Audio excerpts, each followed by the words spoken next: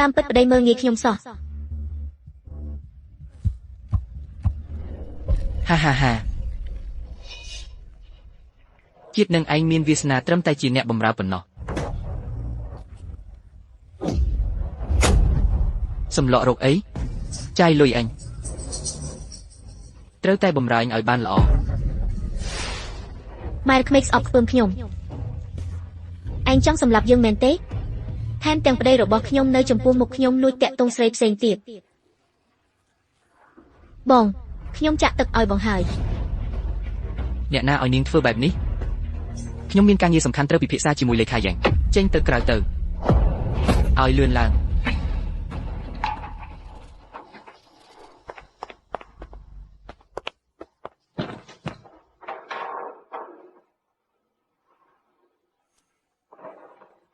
ប៉ុន្តែដើម្បីផ្ដល់ឲ្យកូនប្រុសនៅគ្រួសារដ៏ពេញលេញមួយរឿងទាំងអស់នេះខ្ញុំអាចទ្រាំទ្របានប៉ុន្តែទើបតែអំបញ្ញមិញនេះខ្ញុំបានសម្រេចចិត្តថាខ្ញុំឈប់ធ្វើជាម្ដាយម្នាក់នេះទៀតហើយឈប់ធ្វើហើយ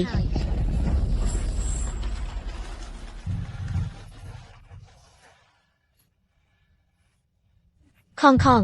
កូនមើលម៉ាក់ស្លៀកមួយនេះទៅប្រជុំមាតាបតាស្អាតឬមួយនេះ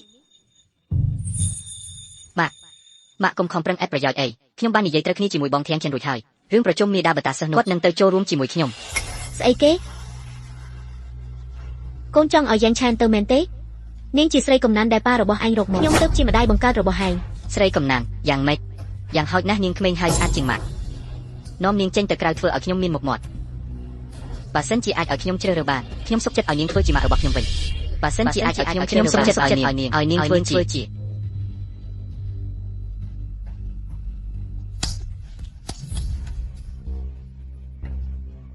លៀងឆុងម៉ាក់ធ្លាប់ប្រាប់ហើយម៉ាក់ឲ្យឱកាសឯងតែ3ដងប៉ុណ្ណោះនេះជាលើកចុងក្រោយហើយម៉ាស៊ីនហ្គេមស៊េរីថ្មីបំផុតបងស្រីខៀងបងល្អចំពោះខ្ញុំពេកហើយខ្ញុំចង់បានរបស់នេះយូរហើយមិនដូចជាម៉ាក់ខ្ញុំទេសូម្បីតែលេងហ្គេមក៏មិនឲ្យខ្ញុំលេងផងប៉ាប្រញាប់ដេញម៉ាក់ចេញទៅខ្ញុំចង់ឲ្យបងធាងធ្វើជាម៉ាក់របស់ខ្ញុំ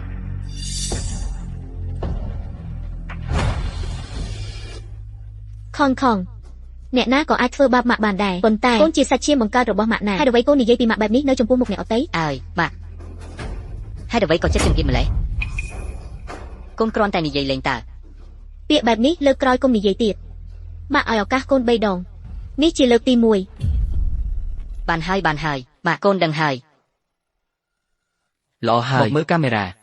បាទបដូរកាយវិការរួចរាល់ហើយបន្ទាប់មកសូមសមាជិកគ្រួសារមកថតរូបជុំគ្នាមកតោះលឿនឡើងថតរូបជុំគ្នាអើយម៉ាក់មិនបាច់មកទេ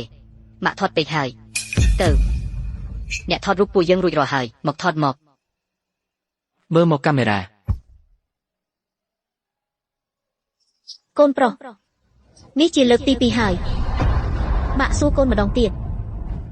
កូនលែងចង់បានម៉ាក់ម្នាក់នេះហើយមែនទេពិតមែនហើយគៀងចិនល្អជាងស្រីថតដូចឯង1000ដង10000ដងមានមនុស្សដូចជាឯងនិយាយចេញទៅគឺខ្មាស់គេណាស់ឡបើឯងចង់ធ្វើជាកូនអ្នកអតីខ្លាំងម្លេះក៏ទៅរកគេទៅធ្វើជាម៉ែនេះខ្ញុំឈប់ធ្វើហើយ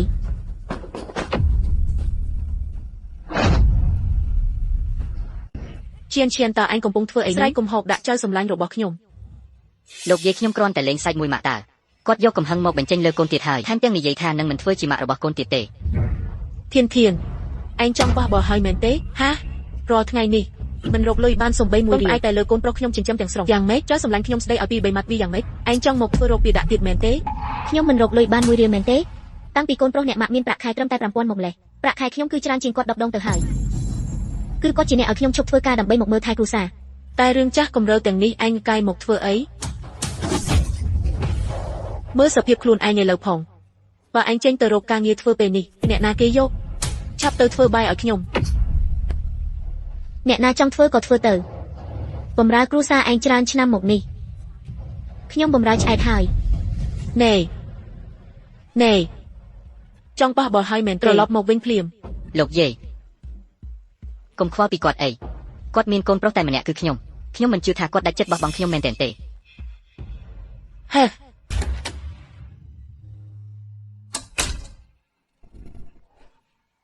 ខ្ញុំខំធ្វើការបម្រើគ្រួសារនេះដោយមនុស្សឧត្តមតែអ្វីដែលទទួលបានមកវិញនោះគឺជាអ្វីការក្បត់ចិត្តរបស់ប្តីការមើលងាយពីកូនប្រុសគឺជាសំណាងអាក្រក់របស់មនុស្សគ្រប់គ្នាតើផ្ទះនេះនៅមានភាពចាំបាច់ឲ្យខ្ញុំនៅបន្តទៀតទេ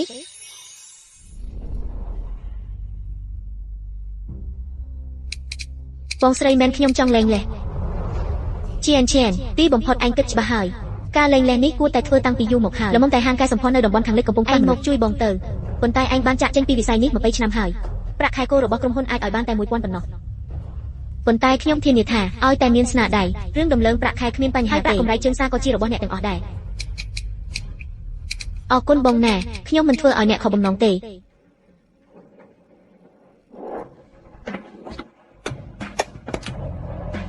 ទោះបីជាចាក់ចេញពីរយៈពេល20ឆ្នាំក៏ដោយតែខ្ញុំមិនដែលភ្លេចសូម្បីតែមួយភ្លែតឆាប់នេះ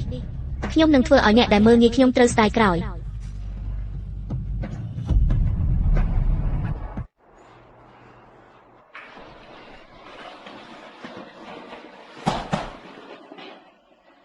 បាទចុះអាហារពេលព្រឹកកុំចិត្តដល់ម៉ោងចេញទៅក្រៅជាមួយមិត្តភក្តិហើយ អីយ៉ាតើមានរឿងអ្វីកើតឡើង លោកយាយម៉ាក់គាត់នៅតែញ៉ាក់ងដាក់ខ្ញុំទៀតមែនទេមើលចុះសំបីតែអាហារពេលព្រឹកក៏មិនធ្វើឲ្យខ្ញុំដែរ ពិតជាបណ្ដោយឲ្យខ្លាំងពេកហើយ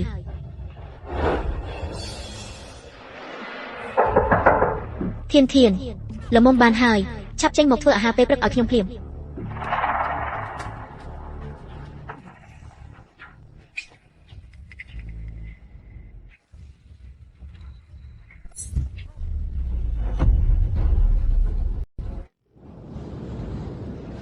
តើអ្នកទាំងអស់គ្នាបានឮដំណឹងទេបងស្រីមែនបានរើសបុគ្គលិកថ្មីម្នាក់ឲ្យហាងយើង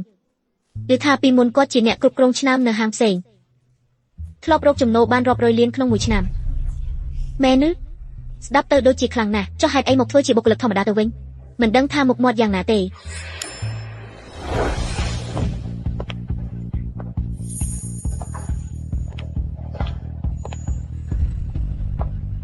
សួស្ដីអ្នកទាំងអស់នាងខ្ញុំឈ្មោះធានជាបុគ្គលិកថ្មីប្រចាំសាខា Sky ក្រុងជៀងឆឹង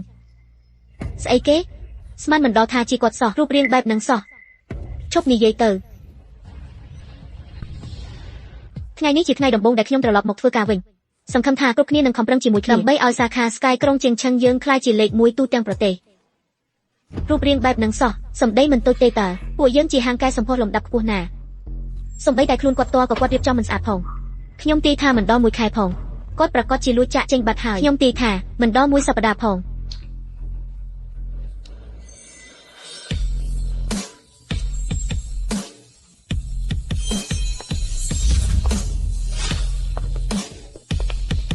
លោកស្រីជាងមកដល់ហើយ ឬថាជាអ្នកមានបំផុតនៅទីក្រុងឆែងចេញមកពីក្រុមហ៊ុនឆែងអំណាចរបស់លោកស្រីជាងពិតជាមិនធម្មតាមែន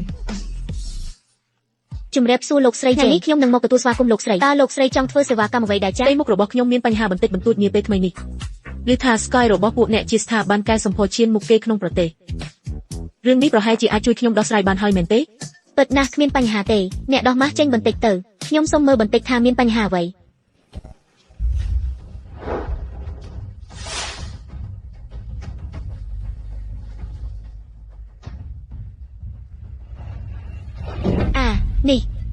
នេះ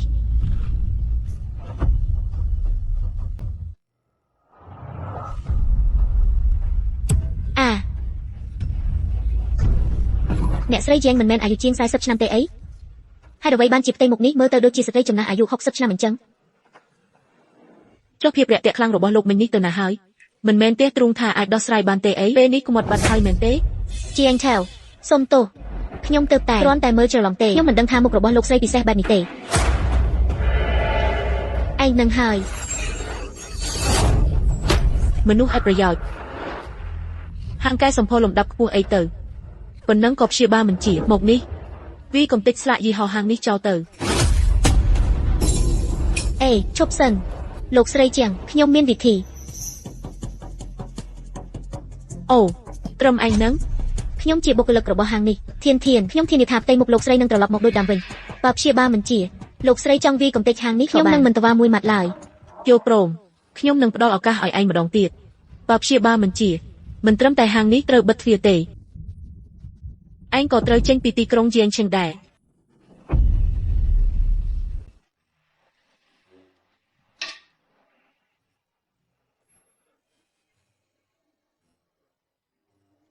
គាត់ហ៊ានចាក់ចូលជាសាសឲ្យលោកស្រីជាងផងនេះមិនមែនបន្ថែមសាំងលើភ្លើងទេអីពួកយើងជាហាងកែសម្ផស្សមិនមែនជាកន្លែងព្យាបាលដោយអស្ចារ្យបុរាណចិនទេការរៀនផ្នែកកែសម្ផស្សខ្ញុំមិនមែនរៀនតែការថែស្បែកមូលដ្ឋានឡើយ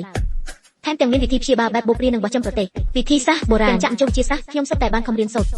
បញ្ហាប៉ុណ្ណេះមិនអាចធ្វើឲ្យខ្ញុំពិបាកបានទេរួចរាល់ហើយឬនៅយូរទៀតទេចិត្តរួចហើយ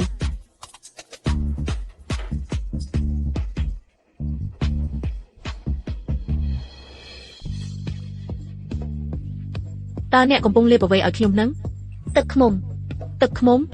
អ្នកចង់លេងសើចជាមួយខ្ញុំរបស់នេះមានប្រសិទ្ធភាពអ្វីទៅអ្នកស្រីយ៉ែងកុំទាន់អើប្រញាប់អីពួកអ្នកជួយយករបស់ឡើងមកឲ្យខ្ញុំបន្តិច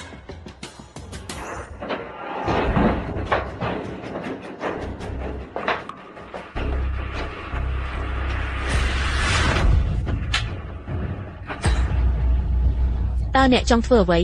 លោកស្រីយ៉ែងនេះជាជំហានចុងក្រោយដើម្បីឲ្យផ្ទៃមុខលោកស្រីត្រឡប់មកក្មេងជាងវ័យ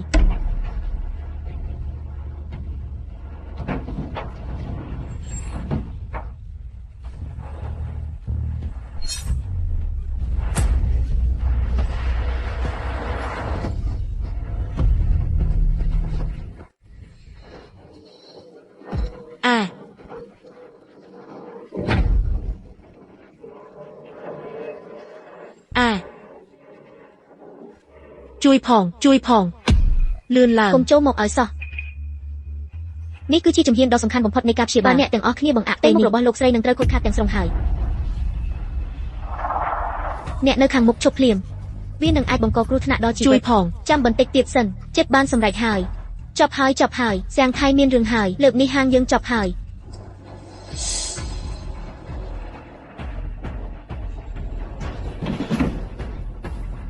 បានសម្រេចហើយនាងស្រីឈួតនេះហ៊ានយកឃ្មុំមកតិចខ្ញុំផងឯងមានបំណងសម្លាប់ខ្ញុំមែនទេនរណានៅទីនោះអូវាចេញទៅវាបំបាក់ជើងវាទាំងពីរខ្ញុំចង់ឲ្យវារស់ក៏មិនបានហើយផ្ទៃមុខរបស់លោកតើនៅថ្មឹងធ្វើអីទៀតខ្លងមែនទេសៀងថាមុខរបស់លោកតើមុខរបស់ខ្ញុំយ៉ាងម៉េចទៅហើយ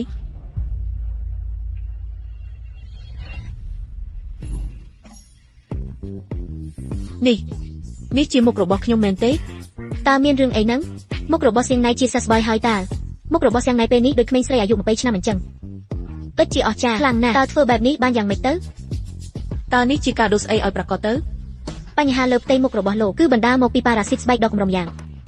ពួកវាពួនសង្ងំនៅក្នុងស្រទាប់ស្បែកយ៉ាងជ្រៅផលិតផលថែរក្សាស្បែកធម្មតាមិនមានប្រសិទ្ធភាពទេខ្ញុំប្រាំចូលវិទ្យាសាស្ត្រដើម្បីបើកចំណុចចាក់ចូលសិនដើម្បីដាស់កោសិកាស្បែករួចប្រើទឹកឃ្មុំដើម្បីតាក់ទាញឃ្មុំសម្រាប់ប៉ារ៉ាស៊ីតដោយផ្ទាល់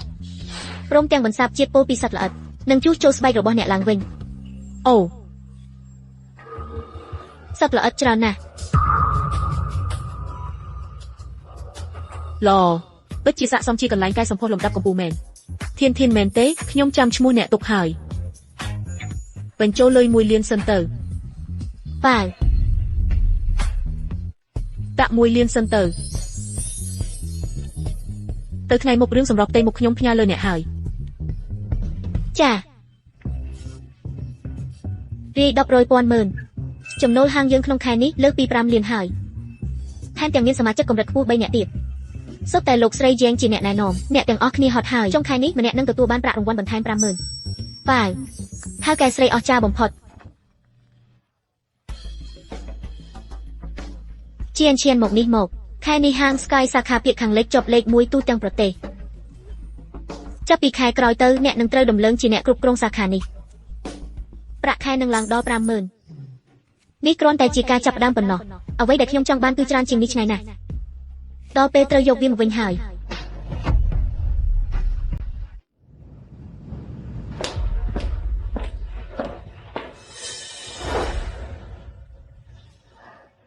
តើមានរឿងអីហ្នឹងខ្ញុំទើបតែទៅធ្វើការនៅក្រៅពី3ថ្ងៃក្នុងផ្ទះញ៉ៃអស់ហើយទីង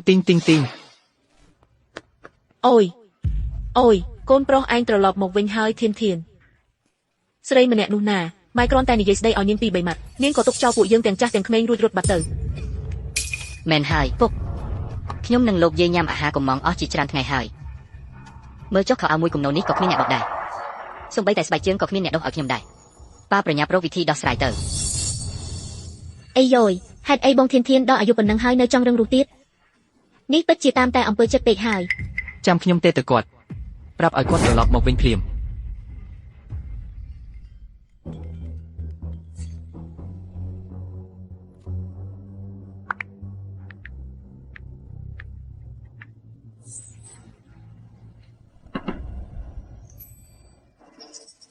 មិនក៏អញ្ចឹងទៀតហើយ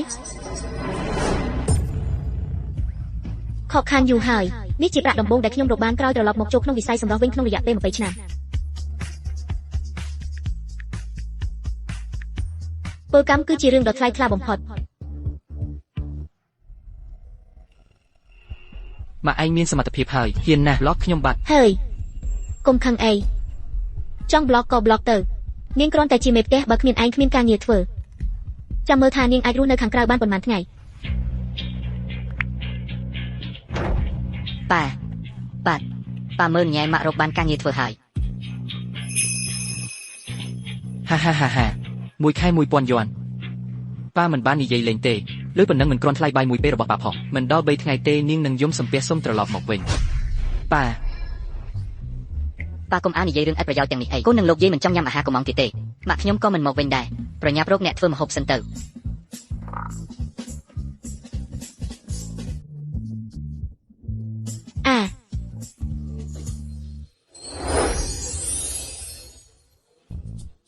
ធានឈិនអើយនេះជាម្ហូបដែលកូនធ្វើមែនទេ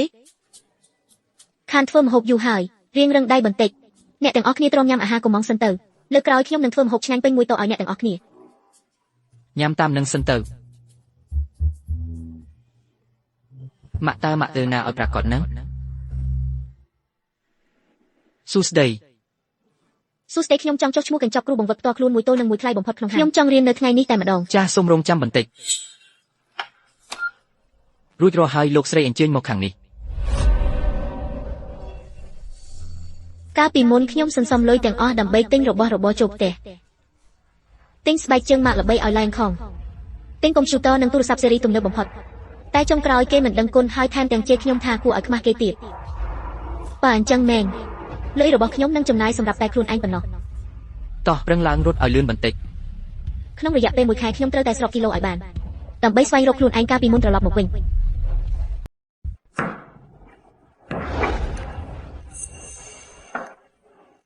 អូឈុងថ្ងៃនេះជាថ្ងៃខួបកំណើតរបស់ហែងបងស្រីឈៀនលីចុះផ្ទះបាយធ្វើម្ហូបឆ្ងាញ់មួយតោឲ្យអញដោយផ្ទាល់ បាទ អូ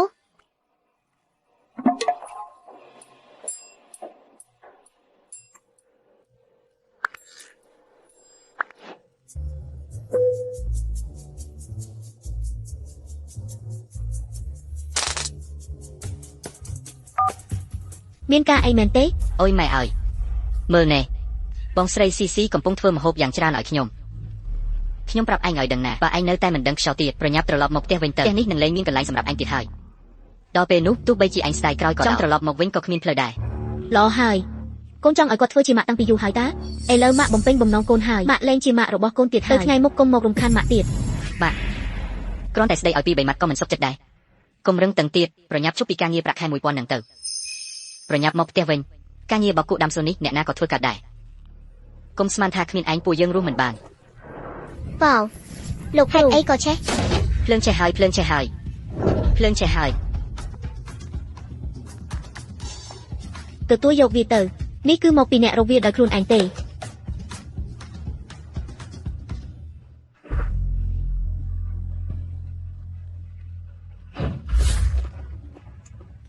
អូស៊ូថ្ងៃនេះល្អជាងម្សិលមិញច្រើនហើយ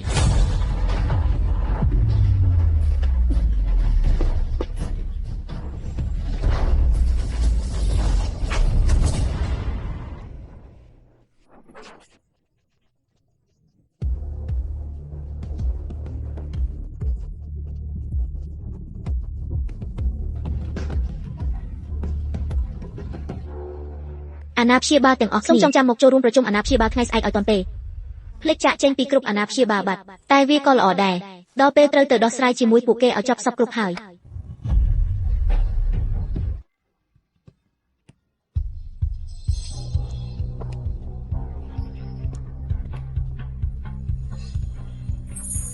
ឡើងឆុងម៉ាក់របស់អ្នកស្អាតណាស់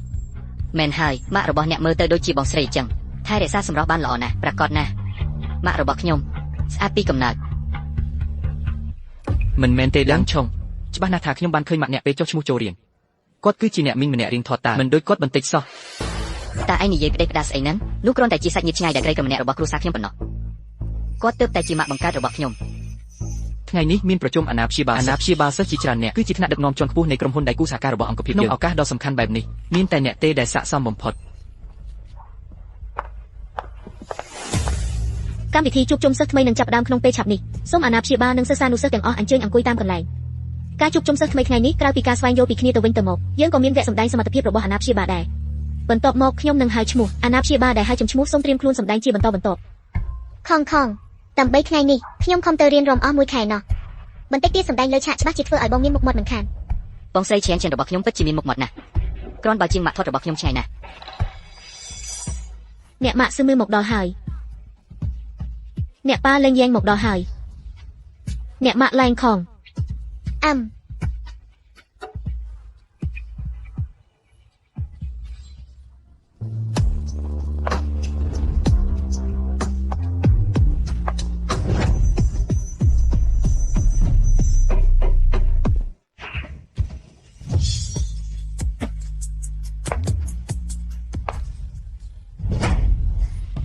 អីបានជានាងថាខ្លួនឯងជាម៉ាក់របស់ឡែងខងចុះអ្នកដែលក្រោកឈរអំបញ្ញមិញជាអ្នកណា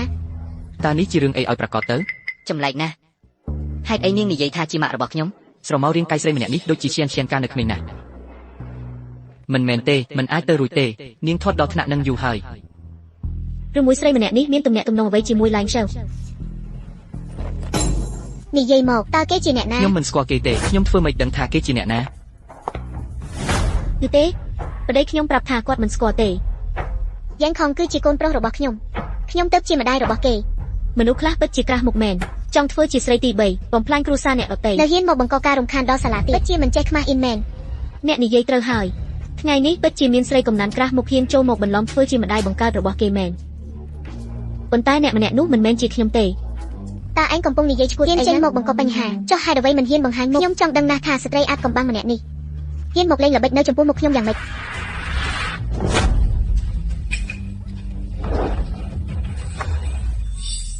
តាមបំណងរបស់អ្នកចុះឲ្យអ្នកមើលឲ្យច្បាស់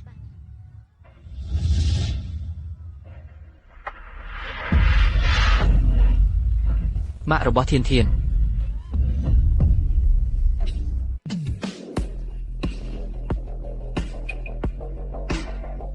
ជាអ្នកពិតមែនហ្នឹងអាយ៉ាឥឡូវនេះអ្នកស្គមខ្លាំងណាស់ មែនហើយពួកយើងមិនបានជួបគ្នាត្រឹមតែមួយខែសោះឥឡូវនេះនាងប្រែជាស្គមលេះថែមទាំងប្រែជាស្អាតបែបនេះទៀតស្គមហើយយ៉ាងម៉េចមិនដឹងថាប្រើវិធីមិនត្រឹមត្រូវអីខ្លះបានជាស្គមបែបនេះទេអ្នកទាំងអស់គ្នាសូមឈប់សិនទីនេះគឺជាសាលារៀនយើងនៅមានវគ្គសម្ដែងសមត្ថភាពរបស់មាតាបតាទៀតប៉ុន្តែអ្នកទាំងអស់គ្នាសុទ្ធតែថាខ្លួនជាម្ដាយរបស់ឡែងខងចុះតើនរណាជាអ្នកឡើងសម្ដែងទៅខ្ញុំមិនចាប់អារម្មណ៍នឹងរឿងឥតប្រយោជន៍បែបនេះទេថ្ងៃនេះខ្ញុំមកគឺមានការចង់រកពូលេងឲ្យជួយដោះស្រាយលោកពូខ្ញុំចាំអ្នកនៅខាងក្រៅអេកុំមកបង្កបញ្ហាហើយចង់រត់គេចអីអូខ្ញុំយល់ហើយអ្នកខ្លាចខ្មាស់គេពេលឡើងសម្ដែងលើឆាកមែនទេក៏ត្រូវដែរអ្នកធ្វើជាមេផ្ទះអស់20ឆ្នាំហើយក្រៅពីបោកខោអាវធ្វើម្ហូបជូតផ្ទះលាងចានអ្នកមិនចេះអ្វីទាំងអស់បើហ៊ានឡើងឆាកទៅចម្លែកអូជឿជាក់ខ្លាំងម្ល៉េះមើលទៅបើខ្ញុំមិននៅកំដរប្រហែលជាមិនបានទេដឹងប្រឹងធ្វើចរិតឲ្យមើលទៅខ្លាំងចាំមើលថាស្រីមេផ្ទះដូចជាអ្នកអាចធ្វើអ្វីបានខ្លះ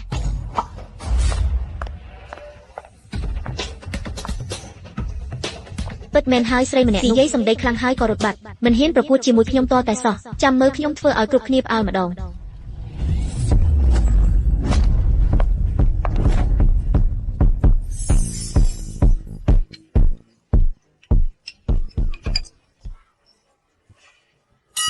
រំស្អីហ្នឹងដូចហាត់ប្រាណតាមវិទ្យុអញ្ចឹងនិយាយថាខ្ញុំដើរមិនទាន់សម័យនេះក៏ហៅថារំដែរមែនទេពុកអើយចុះជួនឈិនកំពុងធ្វើអីហ្នឹងខ្ញុំខ្លាចណាស់ពុកអាចជួយខាត់គេបន្តិចបានទេខ្មាស់គេស្លាប់ហើយបើចង់និយាយចំនួនឲ្យជោគជ័យនៅថ្ងៃនេះប្រហែលជាមិនអាចទៅរួចទេចុះទៅឲ្យលឿនទៅចុះមកវិញឲ្យលឿនទៅ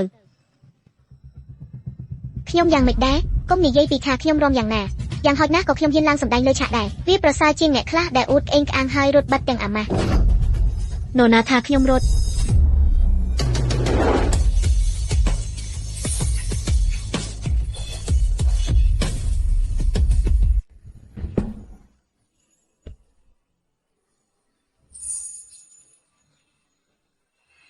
សូមជាផ្លូវបន្តិចដល់វេនខ្ញុំហើយរកពីអីម្លេះគ្រាន់តែស្លៀកពាក់ខោអាវឆាតឆាយសោះចាំមើលថានឹងរំបានស្អីខ្លះ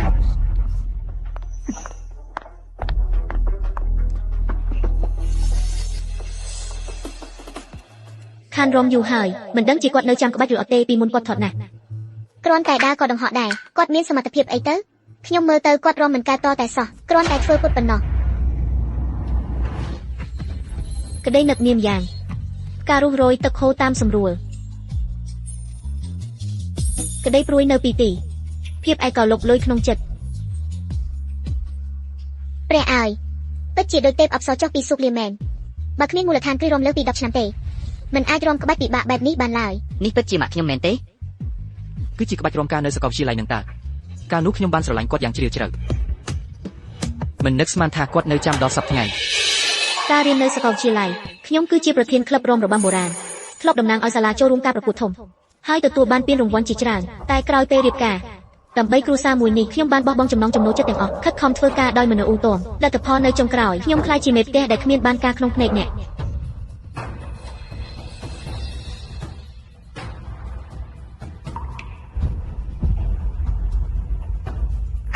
ល្អណាស់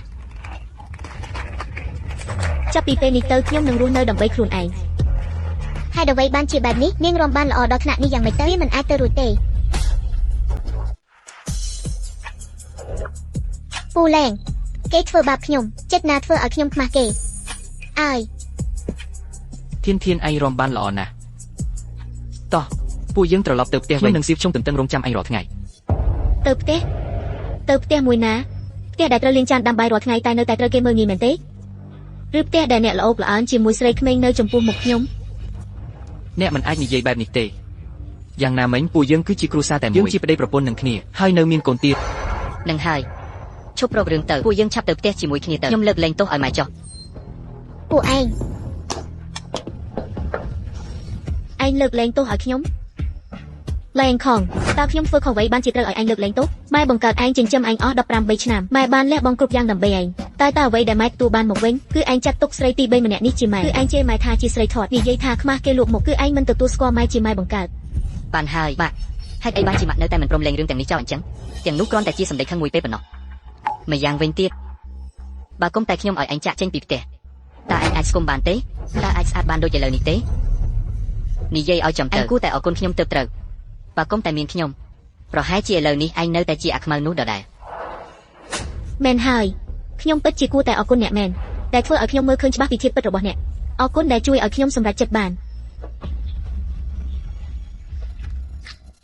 ថ្ងៃនេះខ្ញុំមកមិនមែនដើម្បីដណ្ដើមធ្វើជាម្ដាយឯងទេតែគឺមកដើម្បីបញ្ចប់រឿងជាមួយពួកឯងឲ្យដាច់ស្រឡះនេះជាកិច្ចព្រមព្រៀងលែងលះចុះហត្ថលេខាទៅចាប់ពីពេលនេះទៅខ្ញុំនិងគ្រួសារខាងអ្នកកាត់ផ្ដាច់គ្នាទាំងស្រុងគ្មានអ្វីពាក់ព័ន្ធគ្នាទៀតទេអូលោកប្រធានឆេវមជ្ឈមណ្ឌលសិល្បៈដែលក្រុមហ៊ុនលោកបរិច្ចាគគិតសាងសង់រួចនៅក្បែរសាលប្រជុំហើយធ្វើតាមអ្វីដែលលោកចង់បានទាំងអស់បាទពេលសាងសង់កុំឲ្យរំខានដល់សិស្សបើមិនដូច្នោះទេវានឹងខុសពីបំណងដើមហើយបាទពិតមែនលោកអគ្គនាយកសៀវនិយាយត្រូវហើយចាំទុកឲ្យល្អបាទ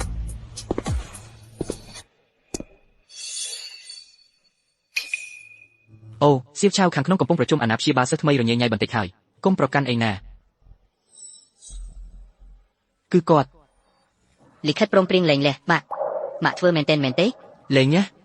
ធីងឈួតហើយមែនទេគ្រាន់តែរឿងកូននិយាយស្ដីឲ្យប៉ុន្មានម៉ាត់សោះហ្នឹងតើវាចាំបាច់ដល់ថ្នាក់ត្រូវលែងលះជាមួយខ្ញុំមែនទេវាមិនមែនដោយសារតែគាត់ម្នាក់នោះទេ20ឆ្នាំមកនេះខ្ញុំបានខិតខំធ្វើការដោយមនុស្សអ៊ូតមនៅក្នុងគ្រួសារខាងអ្នកតើអ្នកចាត់ទុកខ្ញុំជាអ្វីជាអ្នកបម្រើសម្រាប់ប្រើតាមចិត្តមែនទេជាកន្លែងបញ្ចេញកំហឹងដែលអ្នកណាក៏អាចជន់ឈ្លីបានមែនទេ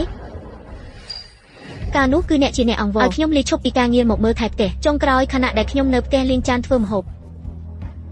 អ្នកបែរជាទៅដេកនៅជាមួយយ៉ែងឆៃខណៈដែលខ្ញុំនៅផ្ទះអំក្នុងជូតអេតកូនបង្កើតរបស់ខ្ញុំបែរជាត្រូវបន្ទាបខ្លួនទៅបម្រើស្រីហើយនោះដូចជាកូសេះតើអ្នកចាត់ទុកខ្ញុំជាអ្វីជាទាសករមែនទេវាពិតជាហួសហេតុពេកហើយស្អីគេហ្នឹងស្រីម្នាក់នេះគឺជាស្រីកំណានខ្ញុំថាហើយថាមានរឿងមិនស្រួលនៅក្មេងយ៉ាងនេះលែងខំក៏ហួសហេតុពេកដែរមានកូនឯណាធ្វើដាក់ម៉ែបង្កើតបែបនេះមិនដែលលើពីមុនមកសោះ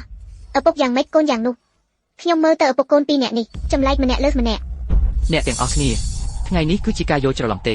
មកពីប្រពន្ធរបស់គាត់មករករឿងគ្មានហេតុផលត្រូវតែបោះបង់កូននិងគ្រួសារឲ្យរត់ចេញពីផ្ទះមែនទេខ្ញុំក៏គ្មានជំរឿដែរ ខ្ញុំគ្រាន់តែឲ្យជំនួយការមកប្រជុំមាតាបតាឲ្យកូនតើខ្ញុំនឹងគេគ្មានទំនាក់ទំនងអ្វីនឹងគ្នាទេ លៀងស៊ូតើបងមានន័យថាម៉េច នៅសាលារៀនមានមនុស្សច្រើនបើធ្វើឲ្យរឿងធំនឹងខ្មាស់គេណាស់គួរគិតពីផលប្រយោជន៍រួមផង ហឹម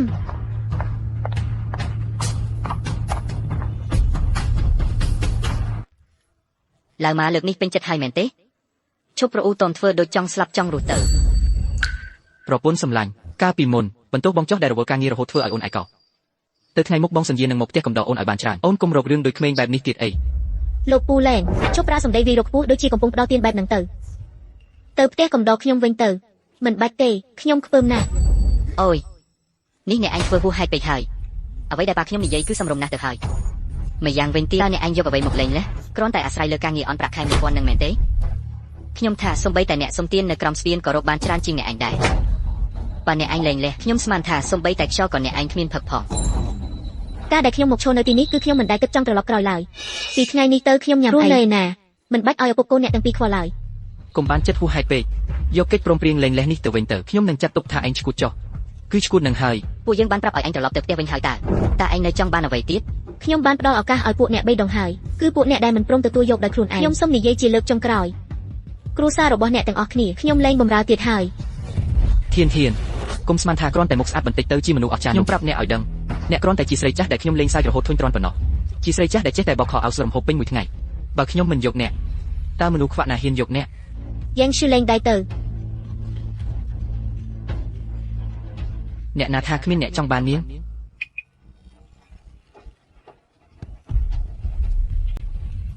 អ្នកណាថាគ្មានអ្នកចង់បាននាង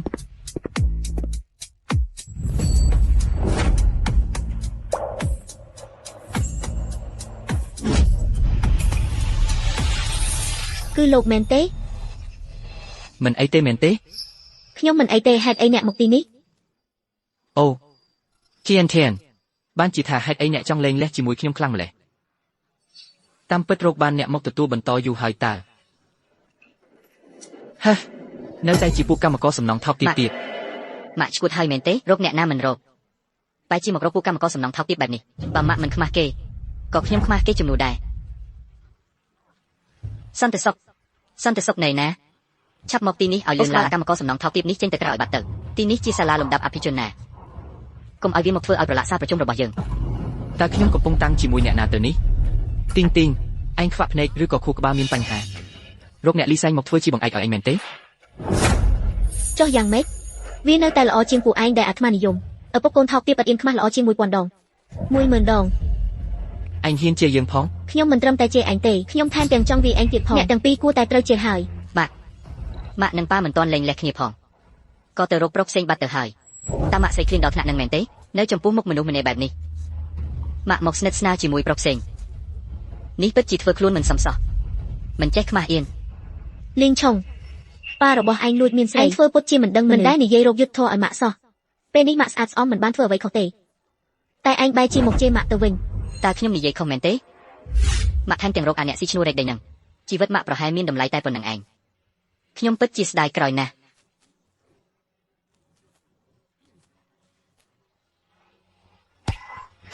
តែបានកើតចេញពីពោះរបស់ម៉ាក់អាហា កូនមិនល្អមកពីឪពុកមិនចេះប្រដៅថ្ងៃនេះខ្ញុំនឹងប្រដៅអាមនុស្សរមិលគុណដូចឯងជំនួសមុខឲ្យម៉ែឯងហ៊ានវីកូនយើងផងអាហាវីទៅ ឯងហ៊ានវាយើងនឹងស៊ូស្លាប់រស់ជាមួយឯង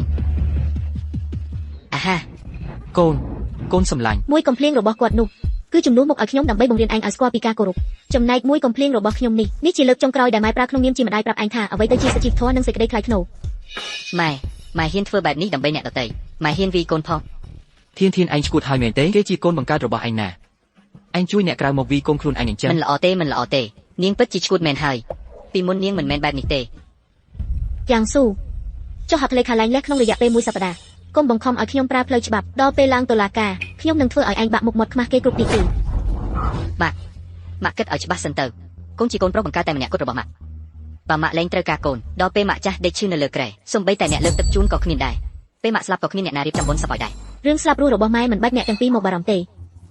ទោះបីជាម៉ែត្រូវរស់នៅម្នាក់ឯងរហូតដល់ស្លាប់ក៏ប្រសើរជាងនៅជាមួយពួកឯងដែរ ធាន anhច្បាស់ជាត្រូវស្ដាយក្រោយមិនខានចាំដល់ពេលអញរងទុក្ខលំបាកនៅខាងក្រៅហើយលុតជង្គង់មកអង្គយើងទទួលអញមកវិញដែរ ប៉ាម៉ាក់ទៅបាត់ហើយតើពួកយើងគួរធ្វើដូចម្ដេចទៅ មិនអីទេ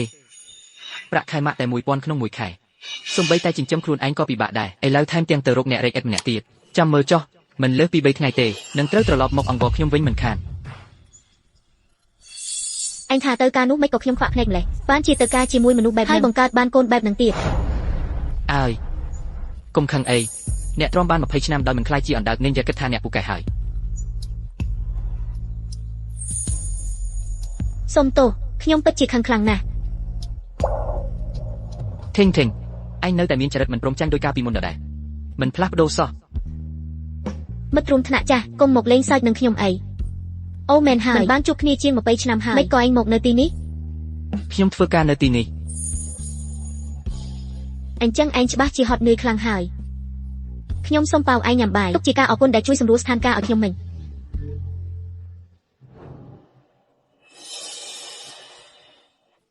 ធានសុំទោសផងស្រាប់តែមានការបន្តិចថ្ងៃក្រោយចាំខ្ញុំប៉ាវិញចាត់ទុកថាជាការសុំទោសចុះ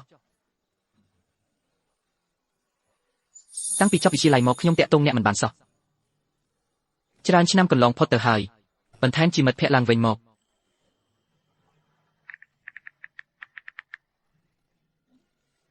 អីចឹងព្រមព្រៀងតាមនឹងចុះថ្ងៃស្អែកខ្ញុំនឹងប៉ាវបាយអ្នកយល់ព្រមតាមចិត្តអ្នកចុះ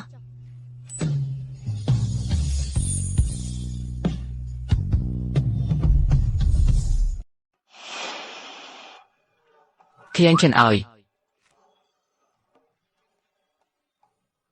ខៀងឈិនណាកុំយកចិត្តទុកដាក់នឹងរឿងនៅសាលាថ្ងៃនេះអីបងគ្រាន់តែសម្ដែងធ្វើទេបងគ្រាន់តែចង់ហៅស្រីម្នាក់នោះមកធ្វើជាអ្នកបម្រើឲ្យពួកយើងវិញតើទៅថ្ងៃមុខពួកយើងទាំងពីរនាក់នៅតែដូចដាំដដែលយ៉ាងឈិនយកការចេះធ្វើការផ្ទះនិងសន្សំសំចៃចំណែកយ៉ាងឆែនក្មេងហើយស្អាតអាចនាំចេញក្រៅបង្អួតគេបាន ទុកទាំងពីរនាក់នឹងតែម្ដងទៅបែបនេះទើបចំណេញបំផុត យ៉ាងឈៀវអូនដឹងថាបងមានតែអូនម្នាក់គត់ក្នុងចិត្ត ហេ ពីមុន Chanson ថតដូចជ្រូកអូនមិនសូវបារម្ភទេតែឥឡូវនាងស្គមជាងមុនហើយចុះបើឡើងខំលងស្រឡាញ់គេម្ដងទៀតតើខ្ញុំគួរធ្វើបែបណាដល់ពេលនោះទ្រព្យសម្បត្តិក្រុមហ៊ុនរបស់គាត់ច្បាស់ជាគ្មានចំណែកខ្ញុំទេមិនបានទេខ្ញុំដាច់ខាតមិនឲ្យពួកគេត្រូវគ្នាវិញឡើយ អាឡូសួស្ដី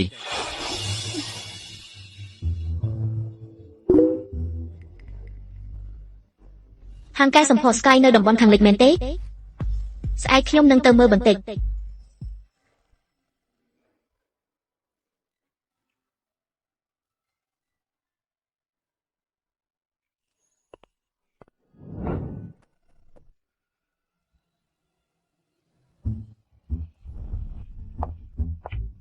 លោកប្រធានឆែវ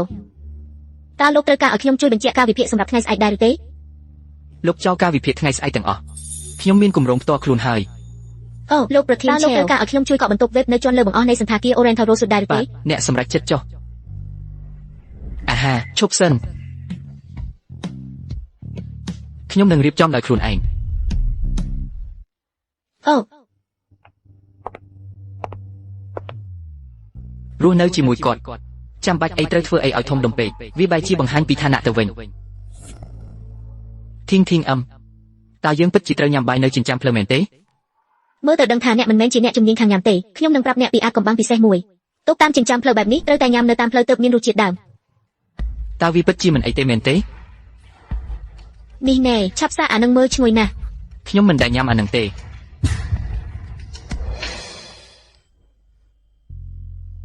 អូដូចជាឆ្ងាញ់ជាងមុនមែន ខ្ញុំនិយាយមិនខុសទេមែនទេឲ្យតែដើរតាមខ្ញុំសូម្បីបាយប្រអប់ធម្មតាបំផុតក៏ឆ្ងាញ់ជាងម្ហូបពិសេសរាប់រយដងដែរ ច្រើនឆ្នាំកន្លងផុតទៅអ្នកមិនផ្លាស់ប្ដូរទេខ្ញុំក៏មិនផ្លាស់ប្ដូរដែរមិនដឹងថាអាចរកឃើញអារម្មណ៍សាមញ្ញកាលពីសម័យវិទ្យាល័យវិញបានឬអត់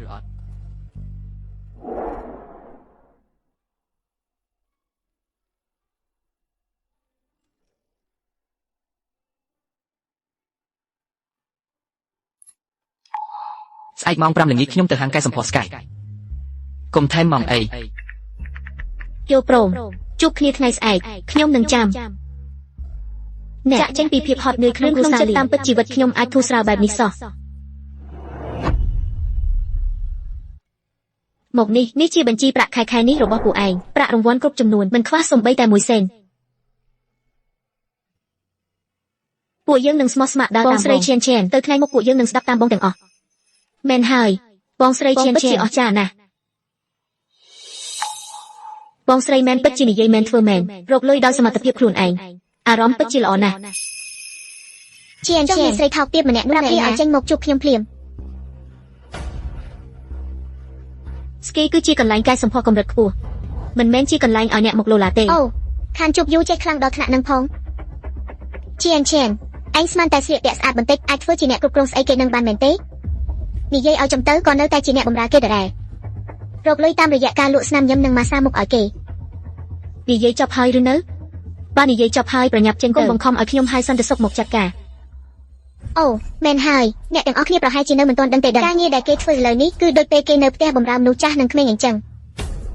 អន់លំទោនតាមតែគេបញ្ជាសុខចិត្តធ្វើខ្លួនថោកទាបលោកភ្ញៀវម្នាក់នេះសូមមេត្តានិយាយឲ្យមានការគោរពផងចង់វាខ្ញុំមែនទេមកសាកមើលតែបើហាងអ្នកវាអតិថិជនដែលគ្មានកំហុសលេចជឿទៅក្រៅវាមិនសូវល្អមើលទេដឹងប្រាក់ឈ្នួលម៉ោងរបស់បុគ្គលិកយើងថ្លៃណាស់មិនមែនសម្រាប់មកអង្គុយជែកកំដរទេបើអ្នកបង្កការរំខានឆ្អែតហើយសូមអញ្ជើញចេញទៅ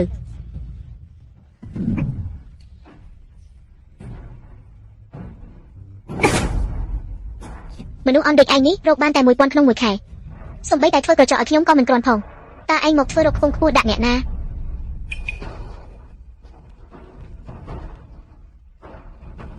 មិនមែនឯងចង់បានលុយទេអីមក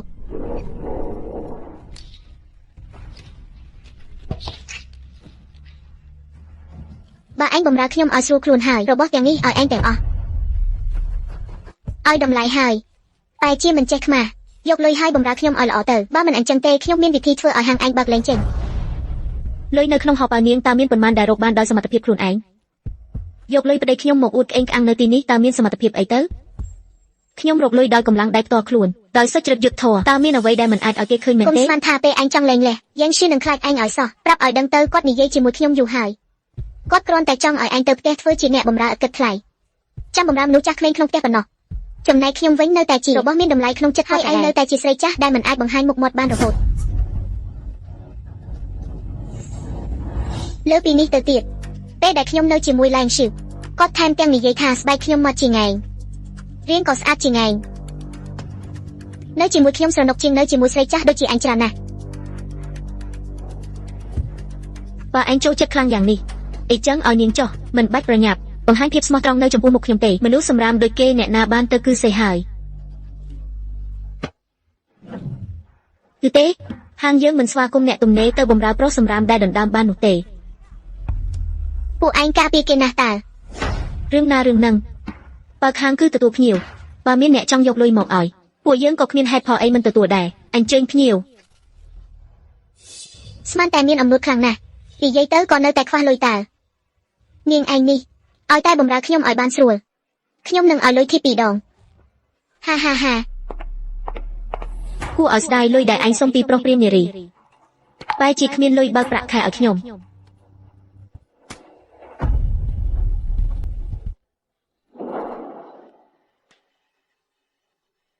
ឈៀនបាយហ៊ានលួចកេងឬលេងល្បិចខ្ញុំនឹងវាយកំទេចហាងកញ្ចាស់នេះចោលឲ្យឯងដាច់បាយមិនខានលោកស្រីបុករបស់ខ្ញុំហេតុអីបានជាទៅជាបែបនេះទាំងក្រហមទាំងហើមថែមទាំងឡើងកន្ទួលទៀតអីយ៉ាឈៀនអញចិត្តណាមែនទេអាហាខ្ញុំដឹងហើយឯងឆ្លៀតឱកាសសងសឹកផ្ទាល់ខ្លួនចិត្តណាប្រើផលិតផលអន់ឲ្យខ្ញុំពួកឯងពិតជាហាងកែសម្ផស្សដែលគ្មានសម្ភារៈចាំតែបោកប្រាស់អតិថិជនមែនទេតាមពិតគឺរងចាំរឿងនេះសោះក្នុងការដែលឯងចង់បង្កបញ្ហានៅកំដរែងឲ្យដល់ទីបញ្ចប់ឯងនិយាយផ្ដេសផ្ដាសស្អីហ្នឹងអ្នកគ្រប់គ្រងរបស់យើងមិនអាចជាមនុស្សបែបនេះទេកុំមកនិយាយបង្កាច់បង្ខូចគេផ្ដេសផ្ដាសខ្ញុំមើលទៅអ្នកឯងចិត្តណារករឿងដើម្បីបោកលុយទេដឹងមើលមុខមាត់អ្នកឯងចុះមិនគួរឲ្យទុកចិត្តសោះមើលភ្លាមដឹងថាមិនមែនជាមនុស្សល្អបាត់ទៅហើយចេញទៅ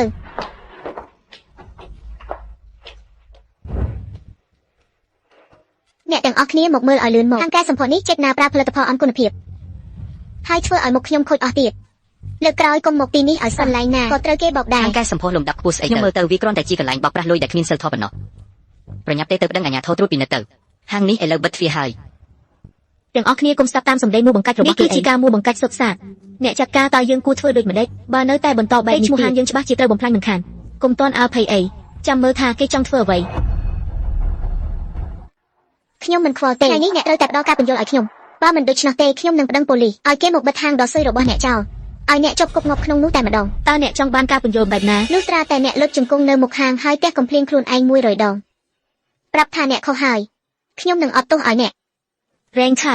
តើអ្នកសម្ដែងឆ្អែតហើយឬនៅកន្ទួលក្រហមនៅលើមុខអ្នកមិនមែនជាបញ្ហាផលិតផលរបស់យើងទេឈានកុំដោះសារទៀតអី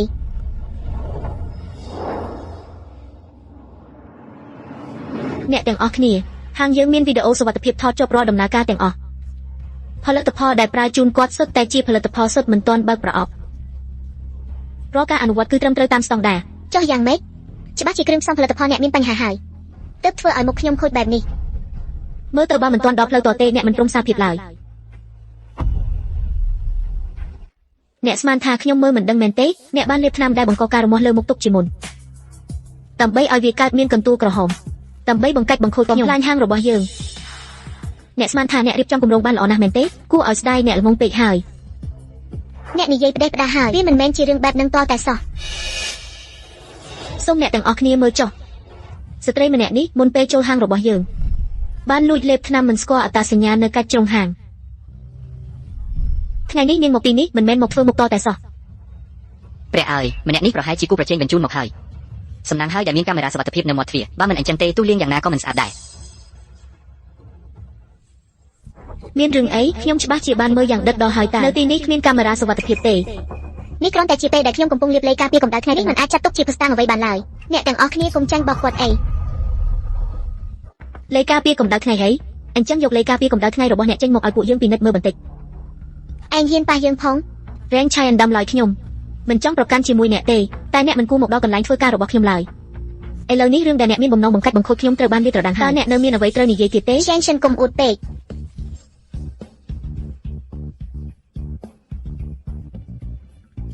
នាំគ្នាមកនេះឲ្យអស់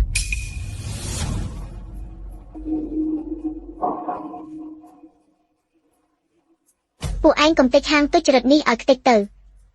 ហើយត្រូវប្រដៅស្រីម្នាក់នេះឲ្យចាស់ដៃផងរែងឆែនខ្ញុំប្រមាននាងការមកបង្កចំនួនដល់ទីនេះខ្ញុំអាចហៅប៉ូលីសមកចាប់នាងដាក់គុកបានគួរឲ្យស្ដាយណាស់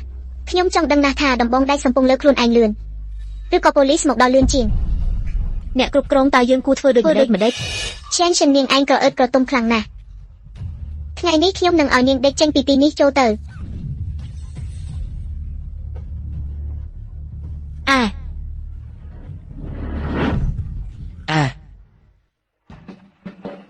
ចាំមើលថាអ្នកណាហ៊ានចេញយ៉ាងហេតុអីក៏បងមកទីនេះសំណាងហើយដែលខ្ញុំមកតាន់មិនក៏ជាឯងបើអ្នកណាហ៊ានឈានមកមុខមួយជំហានទៀតកុំបន្ទោសថាខ្ញុំមិនគួរសោះចង់ធ្វើជាវីរបុរសជួយស្រីស្អាតមែនទេមិនចេះមើលប្រមាណខ្លួនសោះនៅថ្មឹងធ្វើអីទៀតសម្រុកចូលទៅ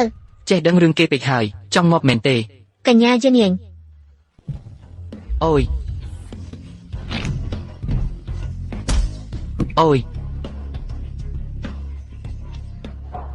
មិនក៏បែបនេះតើអ្នកមិនអីទេមែនទេមិនអីទេពួកគេប៉ុន្មានអ្នកនេះធ្វើអ្វីខ្ញុំមិនបានទេឯងហ៊ានប៉ះពាល់ខ្ញុំផងហើយតើឯងដឹងថាខ្ញុំជាអ្នកណាទេឯងជាអ្នកណាមិនសំខាន់ទេអ្វីដែលសំខាន់គឺឯងហ៊ានលើកដៃដាក់ Chanson តើឯងអំនួតដល់ណាប្តីរបស់ខ្ញុំគឺជាអគ្គនាយកនៃក្រុមហ៊ុនស្បៀងអាហារបើឯងហ៊ានប៉ះសំបីតែម្រាមដៃមួយរបស់ខ្ញុំនឹងឲ្យឯងស្លាប់មិនបានសុខទេអគ្គនាយកក្រុមហ៊ុនក្របធេងជាតិនេះជាហេតុផលដែលឯងអាចធ្វើបាបអ្នកដទៃតាមចិត្តមែនទេវិធានការ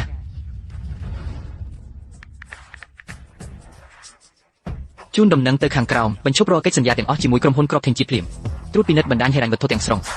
ចាប់ផ្ដើមការពិនិត្យភាពស្របច្បាប់នៃប្រភពទុនបាទលោកឆេវខ្ញុំនឹងចាត់ចែងភ្លាមចាប់ពីពេលនេះទៅក្រុមហ៊ុនក្របធេងជាតិចាប់ផ្ដើមរាប់ថយក្រោយនៃការអាស្រ័យធនលោកឆេវស្អីគេតើឯងនិយាយអ្វីតើគេនិយាយអ្វីក្រុមហ៊ុន Shell Group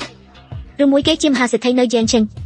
លោកប្រធាន Shell នៃក្រុមហ៊ុន Shell Group មិនអាចទៅរួចទេឯងនិយាយផ្ដេសផ្ដាសហើយតើឯងអាចជាលោកប្រធាន Shell បានយ៉ាងម៉េច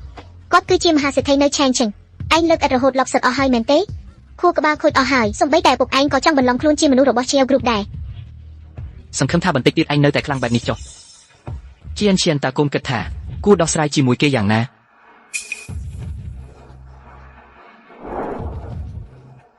អ្នកទាំងអស់គ្នានេះគឺជាថ្នាំដែលនាងទើបតែលាបលើមុខដើម្បីមួបង្កាច់ខ្ញុំថ្នាំលាបនេះតាមពិតមិនមានជាតិពុលទេតែបើលាបលើមុខវានឹងធ្វើឲ្យចេញកន្ទួលក្រហមនាងមកថ្ងៃនេះគឺដើម្បីបំផ្លាញការងាររបស់ខ្ញុំបំផ្លាញហាងរបស់យើងស្រីម្នាក់នេះគឺជាស្រីកំណានរបស់អតីតប្តីអ្នកចាត់ការយើងឥឡូវនាងឃើញអ្នកចាត់ការយើងទាំងស្អាតទាំងមានទើបនាងហ៊ានមកបង្ករឿងបែបនេះ តាមពិតគឺជាស្រីកំណានមកបង្ករឿងពិតជាមិនចេះខ្មាស់ហ៊ានមែនពិតមែនហើយសម័យនេះល្បិចស្រីកំណានពិតជាថោកទាបមែន ពិតមកទៅខ្ញុំមិនលើកលែងឲ្យពួកឯងឡើយខ្ញុំនឹងទៅប្រាប់ប្តីខ្ញុំភ្លាមឲ្យគាត់មកវាយកំទេចហាងកញ្ចាស់នេះចោល Rang Chan នាងមានចេតនាបង្កចំនួនញុះញង់បង្កហិង្សាបរិហាកិច្ចខាងយើងរាល់បទល្មើសទាំងអស់នេះកាមេរ៉ាសុវត្ថិភាពយើងថតបានច្បាស់ណាស់គិតមើលទៅតើនាងចង់ចេញទៅដោយខ្លួនឯងឲ្យខ្ញុំប្តឹងប៉ូលីសឲ្យមកនាំខ្លួនទៅ ទៅក៏បានចាំមើលទៅយើង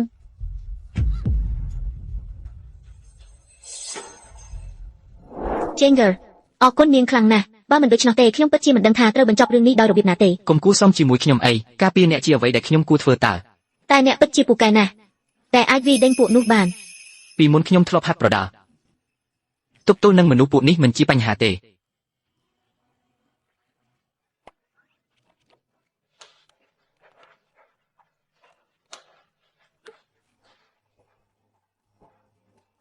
អំបញ្ញមិញដើរកាត់ហាងផ្កាឃើញថាហត់ពេញមួយថ្ងៃហើយជូនអ្នក អរគុណផ្កានេះស្អាតណាស់ចុះអ្នកពិតជាបានតែទៅក្រុមហ៊ុន Shell មែនអី អំបញ្ញមិញខ្ញុំពិតជាបានទេទៅមិត្តរួមការងារឲ្យគេជួយខ្ញុំ អូជាសហការីតាខ្ញុំថាហើយតើលោកអាចបណ្ដោយឲ្យត្រកូលលៀងខ្សែធនយាយបែបនេះបានយ៉ាងម៉េច តាមពិតទៅ តែលោកសម្ដែងបានដូចខ្លាំងណាស់ហាហា មិនអីទេខ្ញុំសុំត្រៀមចិត្តបន្តិចចាំពេលញ៉ាំបាយចាំសាសងជាមួយគាត់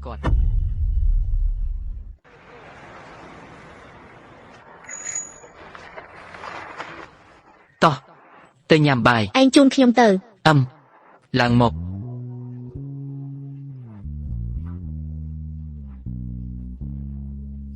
អង្គុយឲ្យជាប់ណា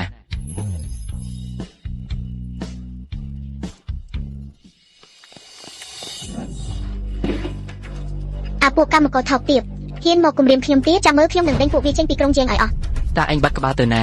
ទេទៅប៉ុន្មានដងហើយមិនក៏មិនលើក លោកឡែងខ្ញុំត្រូវគេធ្វើបាបលោកត្រូវជួយរកយុទ្ធធម៌ឲ្យខ្ញុំណា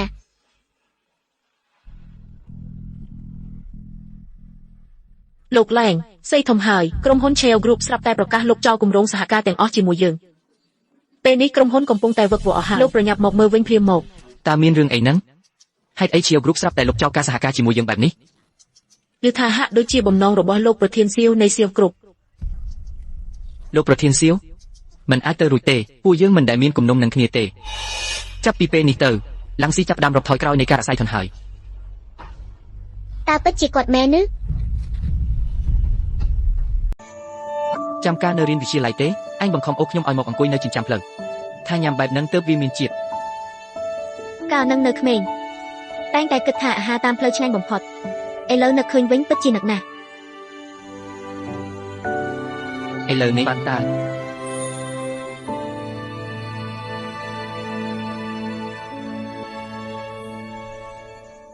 លេងលះហើយមានគម្រោងអីទៀតទេមានអីឲ្យខ្ញុំជួយបានខ្លះទេ ខ្ញុំគិតថានឹងបន្តធ្វើការនៅហាងកែសម្ផស្សរកលុយខ្លួនឯងចាយខ្លួនឯងមិនបាច់មើលទឹកមុខអ្នកណាហើយក៏គ្មានអ្នកណាហ៊ានមើលងាយខ្ញុំដែរខ្ញុំមានអារម្មណ៍ថាវាល្អណាស់ ធានខ្ញុំពិតជាកោតសរសើរអ្នកខ្លាំងណាស់ឆ្លងកាត់រឿងរ៉ាវជាច្រើនយ៉ាងនេះអ្នកនៅតែអាចមានសតិនិយមបានបែបនេះ តាមពិតខ្ញុំក៏មិនមែនបែបនេះរហូតនោះទេ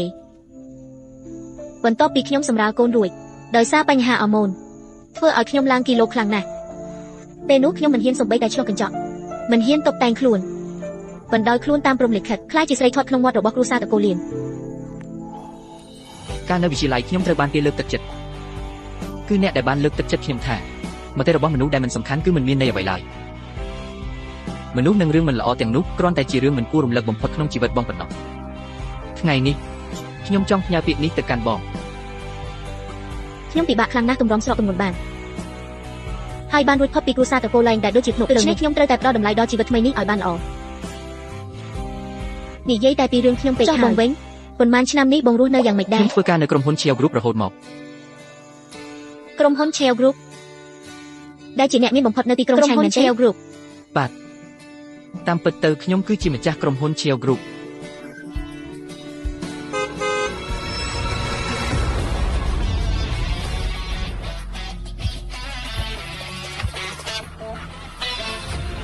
ចង់ដឹងណាស់ថាស្រីកញ្ជ្រោងណាធ្វើឲ្យប៉ាខ្ញុំវង្វេងដល់ថ្នាក់នេះសំបីក្រុមហ៊ុនក៏មិនខ្វល់តែជារត់មកណាត់ជួបជាមួយនាង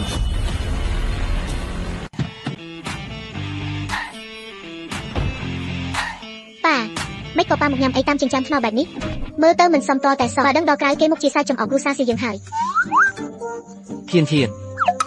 នេះជាកូនស្រីខ្ញុំស៊ីវឈីងស៊ូដែលខ្ញុំធ្លាប់ប្រាប់ឆ្នាំនេះនាងអាយុ18ឆ្នាំមហាវិទ្យាល័យមកពីខ្ញុំតាមចិត្តនាងពេកនាងរៀងរឹងរូបបន្តិច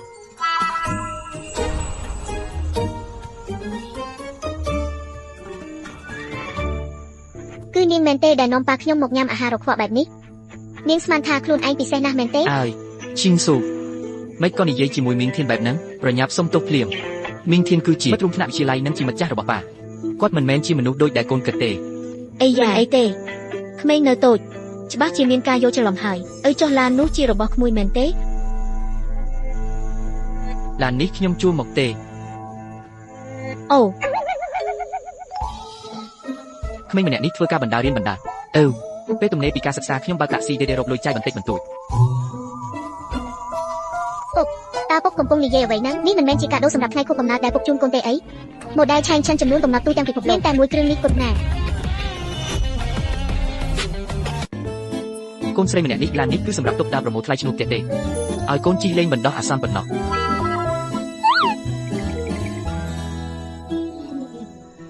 ប្រសិនបើអត្តសញ្ញាណរបស់ខ្ញុំត្រូវបានគេដឹងតាមរយៈអ្នកដទៃតើគេនឹងគិតថាខ្ញុំបោកប្រាស់គេទេគេនឹងគិតថាខ្ញុំមិនបានដាក់ចិត្តស្មោះចំពោះគេ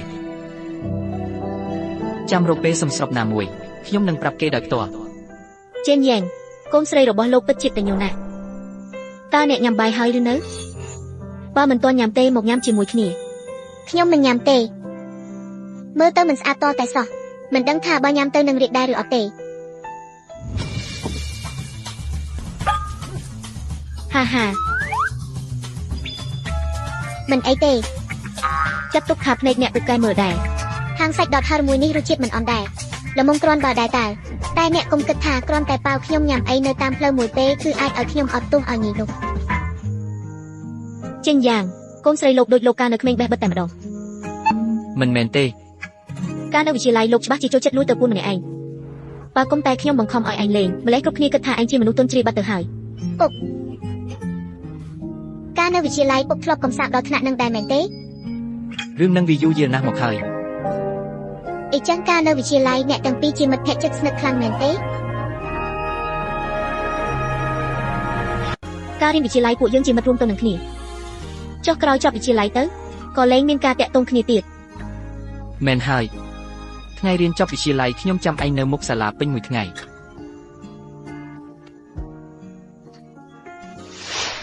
ធានតើឯងចង់ទៅរៀននៅបរទេសជាសិស្សផ្លាស់ប្ដូរជាមួយខ្ញុំទេចំពោះរឿងការចំណាយវិញឯងកុំបារម្ភអីខ្ញុំទទួលបានអាហារូបករណ៍ពេញពីសាលារួចហើយគ្រូសាខ្ញុំក៏នឹងជួយខ្លះដែរជាអញ្ចឹងយើងអាចទៅក្រៅប្រទេសជាសិស្សបដូរការសិក្សាជាមួយគ្នាបានហើយបងអូនសិស្សតើបងអូនឃើញឆែនទេ អ្នកគ្រូឆានថាគាត់ហាក់ដូចជាត្រឡប់ទៅស្រុកវិញហើយ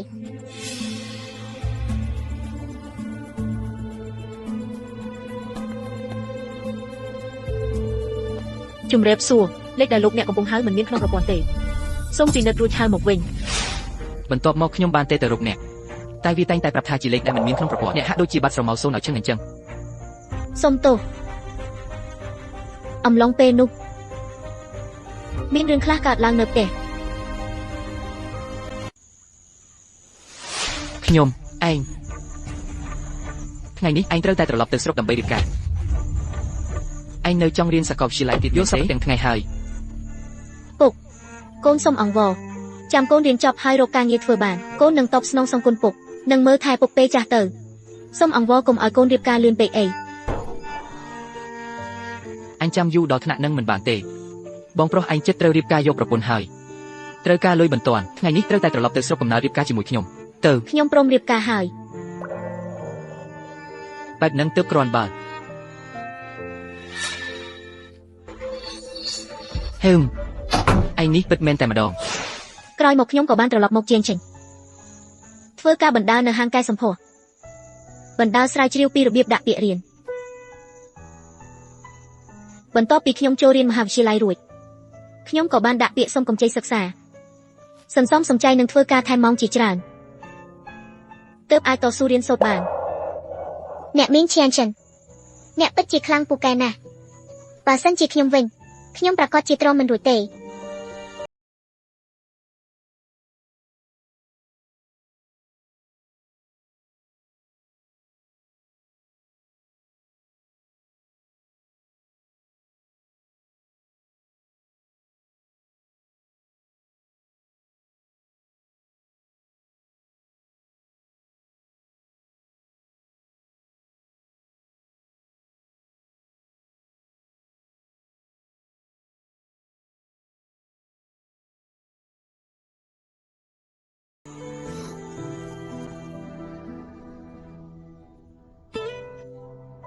បើខ្ញុំបានជួបអ្នកឲ្យលឿនជាងនេះបើដឹងរឿងនេះឲ្យបានឆាប់ជាងនេះអ្នកមីងមិនបាច់ហត់នឿយខ្លាំងបែបនេះទេ អ្នកមីងធានអ្នកមីងមិនបានល្ងងតតែសោះគឺគ្រួសារប្តីដើមរបស់អ្នកមីងទេដែលមិនចេះថែរក្សាចាំមើលចុះពួកគេច្បាស់ជាស្ដាយក្រោយជាក់ជាមិនខាន មើលខ្ញុំចោះអាយុច្រើនដល់ថ្នាក់នេះហើយនិយាយបណ្ដាស្រក់ទឹកភ្នែកបណ្ដាធ្វើឲ្យអ្នករាល់គ្នាអស់សំណើចហើយ អើយនៅចំពោះមុខខ្ញុំមិនបាច់ក្រែងចិត្តទេ មែនហើយអ្វីដែលប៉ានិយាយគឺត្រឹមត្រូវចេញមកខ្លះទៅនឹងបានធូរចិត្តមិនអីទេនេះជាខោអាវដែលខ្ញុំស្រឡាញ់បំផុត មិនអីទេចាំប៉ាទិញឲ្យថ្មីទៀត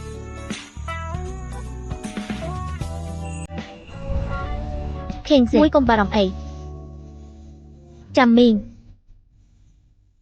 ធានាថានឹងដេកជូនឲ្យស្អាតឥតខ្ចោះតែម្ដង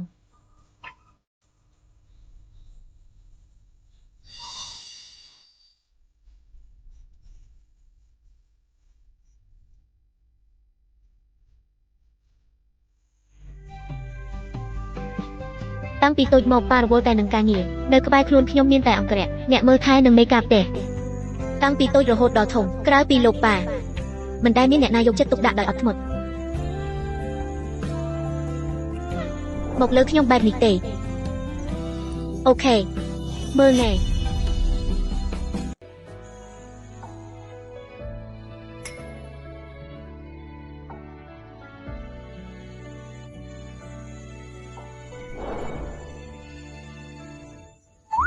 អ្នកមីងធាន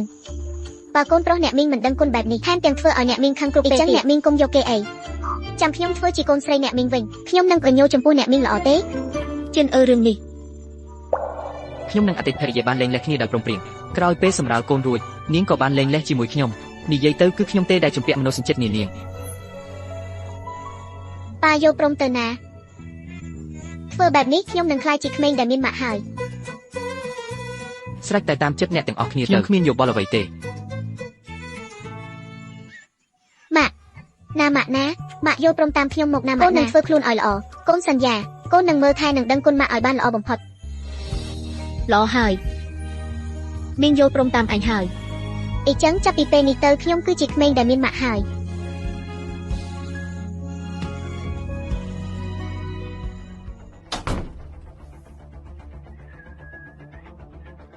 ហឹម មានរឿងអីហ្នឹងម្នាក់ធ្វើមុខស្អុយដូចមុខសត្វលាអញ្ចឹង មានរឿងអីកើតឡើងមែនទេ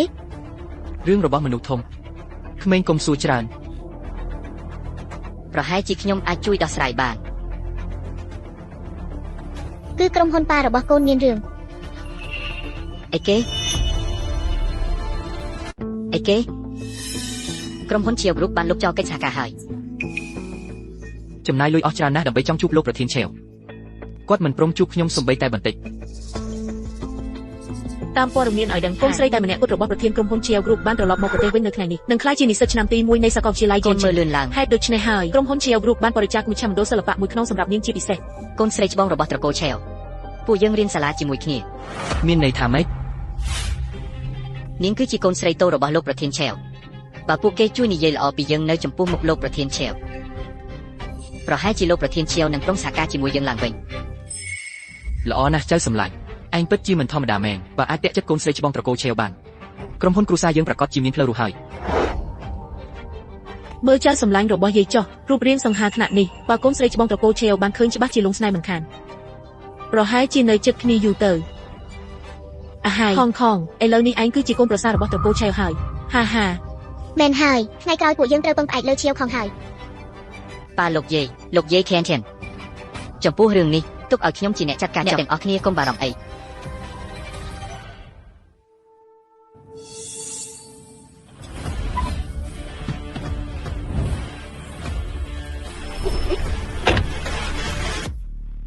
កញ្ញាធំត្រកូលឆេវខ្ញុំចាំអ្នកនៅទីនេះយូរហើយស្វាគមន៍ដែលអ្នកត្រូវបានជ្រើសរើសឲ្យខ្ញុំនាំអ្នកទៅស្គាល់បរិយាកាសនៅទីនេះបន្តិចទៅ ចម្លែកមែន អូកញ្ញាសៀវឡាឲ្យខ្ញុំណែនាំខ្លួនបន្តិចខ្ញុំឈ្មោះលៀងឈុងទៅថ្ងៃមុខពួកយើងគឺជាមិត្តរួមថ្នាក់នឹងគ្នាហើយ លោកគឺជាលៀងឈុង បាត់មែនហើយគឺខ្ញុំនឹងហើយ នេះមិនមែនជាអមនុស្សរបស់កូនអកញ្ញូនោះទេអីពិតជាជួបគូស្ត្រូវក្នុងផ្លូវតូចមែ អូ ន កញ្ញាសៀវកញ្ញាស្គាល់ខ្ញុំដែរមែនទេ មិនមែនត្រឹមតែដឹងប៉ុណ្ណោះទេសូម្បីតែរឿងអាក្រក់ដែលអញធ្វើក៏ខ្ញុំដឹងច្បាស់ដែរ អីចឹងល្អណាស់បើអីចឹងយើងមកអេដវ៉ាឆាគ្នាទៅថ្ងៃមុខមិនថាឯងមានរឿងអីនៅសាលាទេអាចរកខ្ញុំបានគ្រប់ពេល សុកមកយកចិត្តទុកដាក់បែបនេះច្បាស់ជាមានបំណងមិនល្អហើយចាំមើលថាអញចង់លេងល្បិចអី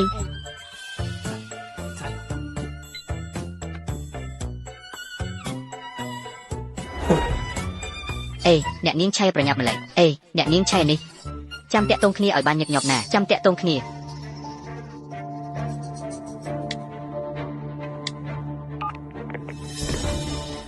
អាឡូប៉ាកូនធ្វើបានហើយកូនបានវច្ឆិតកញ្ញាឈៀវហើយប៉ាដឹងហើយនាងប្រកាសជាមានចិត្តលើកូនហើយក ូនល្អពូកែណាស់សូមជាវងកូនប្រុសរបស់ឡៃឈឺមែង ប៉ាចាំពេលកូនខ្លាចជាកូនប្រសាទកូឆេវ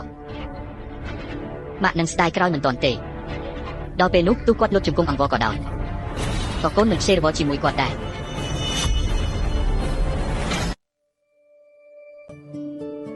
យករបស់ទាំងនេះទៅផ្ទះលេខ 3 ទៅបាទមេហាងមិត្តភ័ក្តិបងមករកបងហើយ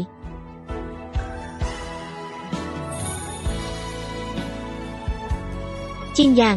ថ្ងៃនេះឯងមើលទៅរៀងប្លែកបន្តិចហើយ ថ្ងៃនេះមានការងារត្រូវធ្វើស្លៀកពាក់រៀងបែបផ្លូវការបន្តិចមែនទេពួកយើងចេញទៅដើរលេងទៅ មានរឿងអីហ្នឹង សប្តាហ៍ក្រោយឯងមានពេលទេកម្មវិធីជប់លៀងចូលរៀនមហាវិទ្យាល័យរបស់ឈិនស៊ូខ្ញុំចង់បបួលឯងទៅចូលរួមជាមួយគ្នា បានតើខ្ញុំក៏ចង់រើសកាដូឲ្យឈិនស៊ូល្មមដែរតើកន្លែងណាត់ជួបនៅឯណា នៅសាលប្រជុំជាន់ខាងលើនៃសន្តាគារ Oriental Rosewood វាជាសន្តាគារលំដាប់ខ្ពស់បំផុតក្នុងក្រុងជាងឈិនច្បាស់ជាអស់លុយច្រើនហើយជាង Mighting សុំទោសណាកន្លងមកខ្ញុំមិនទាន់មានឱកាសប្រាប់អ្នកតាមពិតខ្ញុំគឺជាលោកប្រធានឈៀវនៃឈៀវគ្រូ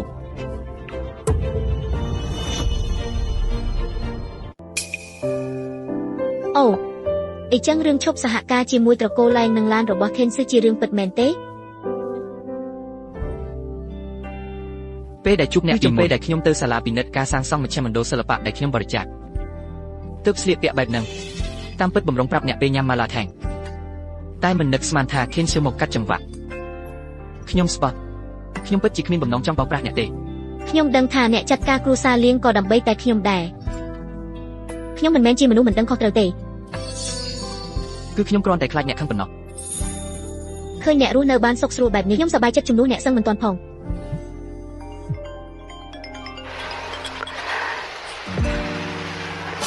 ម៉ាក់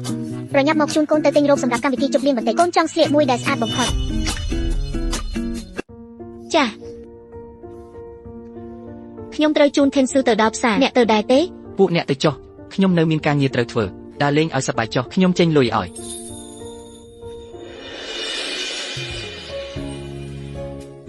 ចុះប៉ារបស់ខ្ញុំបានប្រាប់ការពិតពីអត្តសញ្ញាណគាត់ឲ្យអ្នកដឹងហើយមែនទេមកពីគាត់លាក់ចិត្តទេពេលនេះខ្ញុំពិតជាអៀននឹងពន្យល់អ្នកណាស់ មែនហើយប៉ារបស់អ្នកពិតជាធ្វើឲ្យខ្ញុំភ្ញាក់ផ្អើលខ្លាំងណាស់ មិនអីទេពួកយើងដាក់ទោសគាត់ទៅថ្ងៃនេះឲ្យគាត់ជាអ្នកចេញលុយឲ្យពួកយើង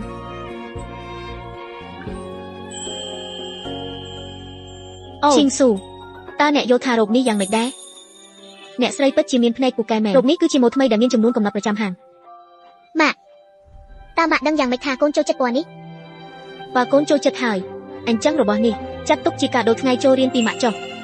មិនមែនថាឲ្យប៉ាអ្នកចេញលុយទេអីម៉ាក់ធ្វើអីហ្នឹង គាត់ជាគាត់ម៉ាក់ជាម៉ាក់នេះជាទឹកចិត្តរបស់ម៉ាក់ហាមបដិសេធ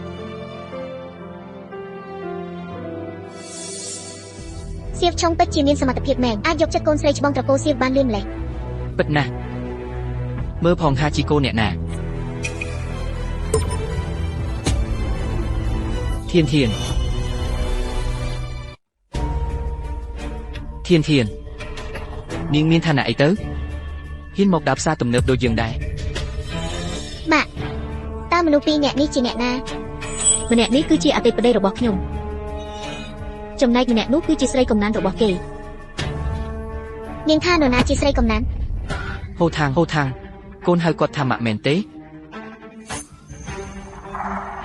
ធានឯងពិតជាមិនធម្មតាមែនសុខចិត្តបោះបង់កូនបង្កើតខ្លួនឯងបែរជារត់មកនៅជាមួយពួកមនុស្សទេពដាស់នៅខាងក្រៅបែបនេះទៅវិញ អ្នកឯងថាអ្នកណាមិនត្រឹមត្រូវលោកពូប្រយ័ត្នសម្ដីលោកពូបន្តិចទៅអ្នកនាងអាវមួយនេះពួកយើងយកហើយ អ្នកឯងចង់ទិញវាហើយហាងមួយនេះអាវមួយឈុតតម្លៃរាប់ម៉ឺនឯណោះអ្នកឯងមានលុយទិញដែរ ធានប្រាក់ខែអ្នកឯងមួយខែតែ 1000 កុំមកធ្វើចរិតអ្នកមាននៅចំពោះមុខខ្ញុំអីបើគ្មានលុយក៏ប្រាប់ថាគ្មានលុយទៅតើមានអ្វីដែលមិនហ៊ានទទួលស្គាល់នោះ ធានតាមកម្រិតនៃការចំណាយរបស់ហែងចេញពីទ្វារផ្សារទំនើបនេះដើរទៅមុខត្រង់នៅត្រង់ស្ពានមានអីវ៉ាន់លក់តាមចិញ្ចើមថ្នល់ជាច្រើនកន្លែងនោះហើយដែលឯងគួរនៅម៉ាក់មែនណាហើយប្រាក់ខែឯងមួយខែតែ 1000 តើ មិនអីទេអ្នកណាប្រាប់ពួកឯងថាប្រាក់ខែខ្ញុំតែ 1000 នៅសំដែងទៀតស្មានតែពួកយើងមិនឃើញអ្វីដែលឯងបង្ហោះមែនទេ លោកស្រីតើលោកស្រីនៅតែចង់បានអាវនេះដែរទេកុំខ្វល់ពីពួកគេបង់លុយមក ធានមានលុយគ្មានលុយកុំមករក អញ្ចឹងឲ្យខ្ញុំជាអ្នកទិញវិញចុះ លោកស្រីចំណាយអស់សរុប 98,000 98,000 តើមានរឿងអីហ្នឹង ច្បាស់ជាឯងឈោតកាត់អន្ទានហួសកំណត់ហើយហេតុអីឯងមានលុយច្រើនម្ល៉េះ ភ្លេចប្រាប់អ្នកទាំងអស់គ្នាប្រាក់ខែខ្ញុំមិនមែន 1000 ទៀតទេគឺ 50,000 ឯណោះ ស្អីគេប្រាក់ខែគេខ្ពស់ជាងខ្ញុំទៀត ហើយយ៉ាងម៉េចចុងក្រោយគេគ្រាន់តែជាអ្នកស៊ីប្រាក់ខែតើ ត្រូវហើយប្រាប់ឯងឲ្យដឹងឈៀវខំចិត្តនឹងមានវាសនាខ្ពស់ហើយ គេយ៉ាងម៉េចមិនពាក់ព័ន្ធនឹងខ្ញុំទេខ្ញុំប្រាប់ហើយថាឈប់ធ្វើម៉ែគេហើយ អូយឯងនេះរឹងតែមាត់ទេចាំខ្ញុំលួចប្រាប់ឈៀវខំជាសង្សារកូនស្រីម្ចាស់ក្រុមហ៊ុនឆេវហេមិនយូរទេគ្រូសាឡែងយើងនឹងក្លាយជាដន្លងសេដ្ឋីហើយ ពិតមែនហើយដល់ពេលកុំធំក្លិនហើយមកចិត្តវិញឲ្យសោះដល់ពេលនោះកុំមកអង្វរពួកយើងឲ្យសោះខ្ញុំប្រាប់អ្នកឲ្យដឹងគ្មានផ្លូវទេ មិត្តប្រុសឡែងខំពិតជាស័ក្តិសមនឹងនាងណាស់ តើអ្នកចង់មានន័យថាម៉េច គ្រូសាឯងពិតជាអត់អៀនខ្មាស់ជាងអ្វីដែលម៉ាក់ខ្ញុំនិយាយទៅទៀត តើក្មេងស្រីប្រហើនមកពីណាហ្នឹង ហ៎ បើកភ្នែកមើលឲ្យច្បាស់ទៅទីនេះមិនមែនជាផ្ទះត្រកូលឡែងរបស់អ្នកទេ ឯងហ៊ានវាយើងផង ពូមីអូតាលោកពូមិនអីទេធាននាងស្រីថោកទាបចាំមើលចុះ យកឲ្យខ្ញុំមួយឈុតមកមានមនុស្សបង្កជើងនៅទីនេះទី ចាស់ 3 ប្រញាប់មកដេញពួកវាចេញទៅ ពួកយើងបានចំណាយលុយរាប់លានក្នុងផ្សារនេះជាវេបកម្រិតផ្លាទីនចាំសន្តិសុខមកដល់សិនពួកឯងនឹងដឹងខ្លួន ខ្ញុំថាមិនប្រកាសទេ ពួកឯងដេញអាពួកអ្នកក្រទាំងពីរអ្នកនេះចេញទៅកុំឲ្យប្រឡាក់កន្លែងនេះណែតើអ្នកចាប់ពួកយើងធ្វើអីចាប់ពួកគេទៅ ពួកយើងគឺជាវេបផ្លាទីនកម្រិតខ្ពស់បំផុតរបស់ផ្សារទំនើបនេះតើពួកឯងចង់ងាប់មែនទេ លែងយើងភ្លាមខ្ញុំនឹងប្តឹងឆែន ហេតុអ្វីបានជាពួកគេស្ដាប់តាមឯង ផ្សារទំនើបនេះគឺជាកម្មសិទ្ធិរបស់គ្រួសារខ្ញុំចុះអ្នកគិតថាពួកគេគួរតែស្ដាប់តាមអ្នកណា អីគេ អីគេជារបស់គ្រួសារឯង ខ្ញុំដឹងហើយឈៀនប្រកាសជាមកពីឯងនឹងគេធ្វើការនៅក្នុងផ្សារទំនើបនេះទើបស្គាល់ពួកសន្តិសុខទាំងនេះមែន អូ ទេ មែនហើយគាត់ស្គាល់អ្នកណាទៅច្បាស់ជាត្រូវរយគ្នាទុកមុនហើយ ឆាប់ដេញពួកគេចេញទៅក្រៅឲ្យខ្ញុំភ្លាមហើយអូយ ឈីងសុងទោះណាមកពីម៉ាក់ទើបធ្វើឲ្យកូនត្រូវមនុស្សមួយក្រុមនេះមករំខាន មិនមែនអញ្ចឹងទេថ្ងៃនេះកូនពិតជាបានឃើញច្បាស់ភ្នែកមែនមិនក៏មានគ្រួសារដែលមិនចេះខ្មាស់អៀនបែបនេះ ចុះរឿងដែលគេនិយាយពីកូននឹងយ៉ាងឆុងតើវាជារឿងអីទៅ គឺគ្រាន់តែជារឿងផ្ដេសផ្ដាស់ទេខ្ញុំឃើញគាត់ចេះតែតាមរំខានក៏ចេះតែលេងសើចតាមនឹងទៅមិននឹកស្មានថាឲ្យដៃបន្តិចគាត់បានចិត្តចង់បានកាន់តែខ្លាំងសោះមែនហើយទើបតែគ្នាហើយគាត់ក៏ចង់ជួបប៉ាខ្ញុំភ្លាមតែម្ដង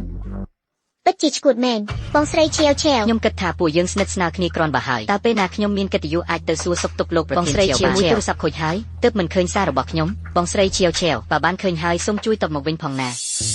ថេងហ្វាបើកូនបន្ថែមគាត់ដើម្បីបញ្ចេញកំហឹងជំនួសម៉ាក់អីចឹងឆាប់លុបគាត់ចោលទៅកុំឲ្យខ្លួនឯងមូម៉ៅអី បាទម៉ាក់និយាយត្រូវសម្រាប់បែបនេះទុកនាំតែខាត memory ទូរស័ព្ទ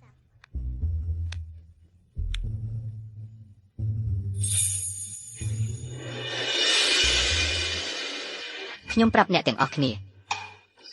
កញ្ញាឯកត្រកូលឆាវមិនត្រឹមតែសុំ advice ចាត់ខ្ញុំមុនទេថែមទាំងរាក់ទាក់ដាក់ខ្ញុំខ្លាំងទៀត អូទៀតហើយកញ្ញាឯកត្រកូលឆាវគ្មានផ្លូវមើលអញឃើញទេ ត្រូវហើយតោះតែបង្ហាញឲ្យពួកយើងឃើញទៅជឿបង្ហាញក៏បង្ហាញបង្ហាញក៏បង្ហាញណែនេះគឺជាវត្ថុរបស់កញ្ញាឆាវជីរឿងពិតមែនហ្នឹងមើលឲ្យច្បាស់ទៅយប់នេះកញ្ញាឆាវទំនេរគាត់ចង់ហៅលោកញ៉ាំបាយល្ងាចនេះចុះរឿងនេះវាយ៉ាងម៉េចមិនអាចទៅរួចទៅវិញប្រហែលត្រូវគេប្លុកបាត់ហើយឈប់អួតទៅខ្មាស់គេណាស់ ខ្ញុំមើលទៅប្រហែលជាមានអ្នកចង់ធ្វើជាអ្នកបម្រើគេខ្លាំងពេកហើយ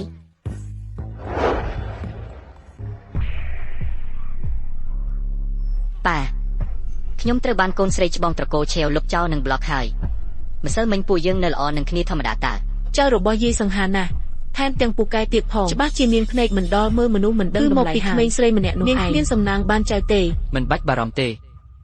ប្រហែលជាមានការយល់ច្រឡំអ្វីមួយហើយសប្តាហ៍ក្រោយកូនស្រីច្បងត្រកូលឆាវនឹងរៀបចំពិធីជប់លៀងបន្តការសិក្សាពួកយើងនឹងរកវិធីលុបចូលទៅមិនប្រកាសថាពួកឯងអាចត្រូវរកគ្នាវិញទេ មែនហើយខំមិនមែនឯងធ្លាប់និយាយថានាងមានចិត្តពិសេសចំពោះឯងទេតែអ្នកទាំងពីរបានជួបគ្នាច្បាស់ជាអាចលួងគាត់បានហើយ មែនហើយប្រកាសជាមកពីខ្ញុំមិនទាន់រាក់ទាក់នឹងសកម្មគ្រប់គ្រាន់ ហេតុអ្វីយើងយ៉ាងនឹងខេងសឺមិនទាន់មកដល់ទៀត ប្រហែលជានៅរៀបចំខ្លួនក្នុងបន្ទប់តុបតែងខ្លួនស្និទ្ធស្នាលបែបក្មេងស្រី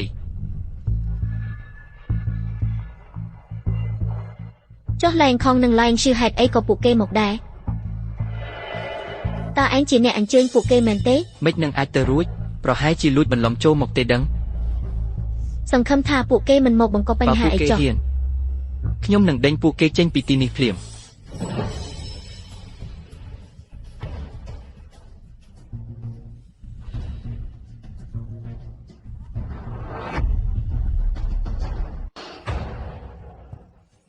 អូឈៀនប្រហែលជាដឹងថាយើងមកទើបលួចបន្លំចូលមកដើម្បីរកលេសបង្កបញ្ហាមែនទេ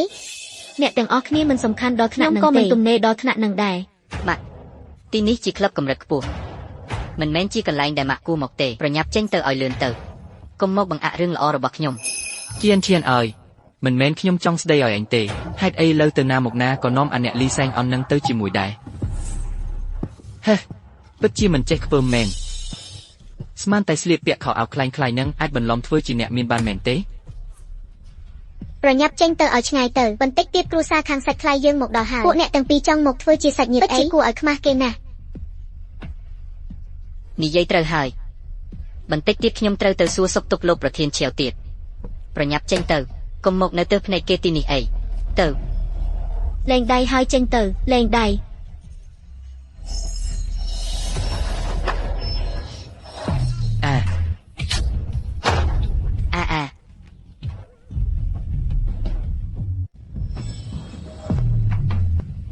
អឺ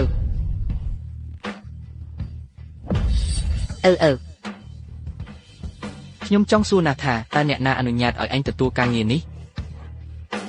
មិនមែនគ្រាន់តែជាពួកកម្មករសំណងទេអីអញខ្វាក់ភ្នែកមែនទេអញដឹងថាខ្ញុំជាអ្នកណាទេហាខ្ញុំជាសង្សាររបស់កូនស្រីច្បងត្រកូលសៀវអញហ៊ានប៉ះពាល់ខ្ញុំផង មនោសញ្ចេតនាតើរឿងនេះតាក់ទងនឹងមនោសញ្ចេតនាអីដែរ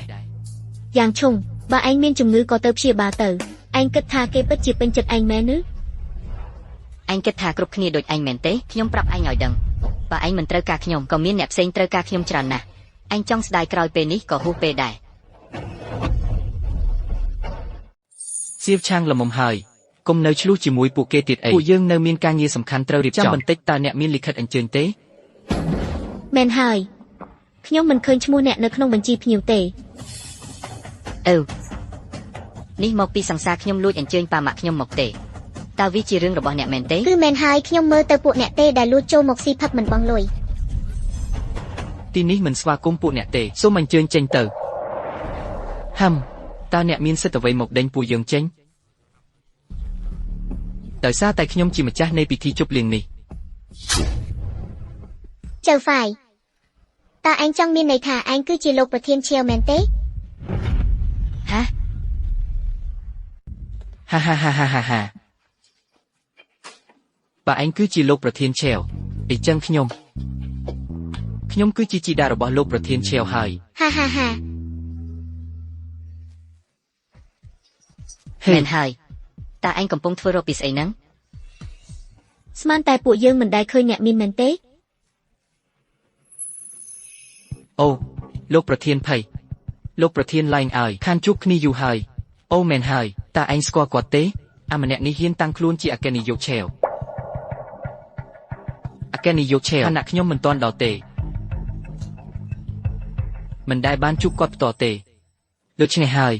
ក៏មិនហ៊ានបញ្ជាក់ដែរ យាយហើយឬនៅ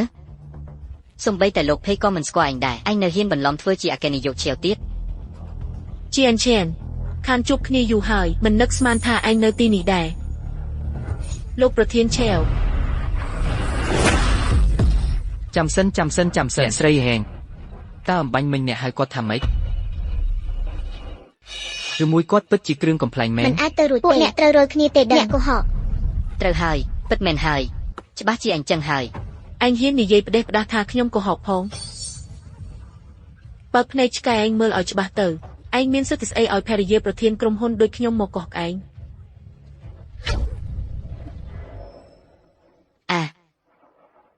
អ្នកស្រីជាងខ្ញុំខុសហើយ ហាអ្នកស្រីចាងសូមអ្នកស្រីកុំខឹងអីតើអាចមកពីអ្នកស្រីយកច្រឡំដែរឬទេស្រីម្នាក់នេះគឺជាអតីតភរិយារបស់ខ្ញុំនាងគ្រាន់តែជាជនបោកប្រាស់ម្នាក់ប៉ុណ្ណោះ លោកលៀងលោកចង់មានន័យថាភ្នែកខ្ញុំចាស់មើលមិនច្បាស់មែនទេ អូខ្ញុំពិតជាមិនមានន័យបែបនោះទេគ្រាន់តែនាងអាចខ្លាយជាអ្នកស្រីជាងបានយ៉ាងដូចម្ដេច សៀវឆុងរបស់យើងជាសង្សាររបស់កូនស្រីច្បងត្រកូលសៀវទៅហើយតើគាត់ជាលោកឈៀវមែនឬអត់ពួកយើងដឹងច្បាស់ណាស់ទៅថ្ងៃមុខពួកយើងគង់តែនឹងជួបគ្នាទៀតទេ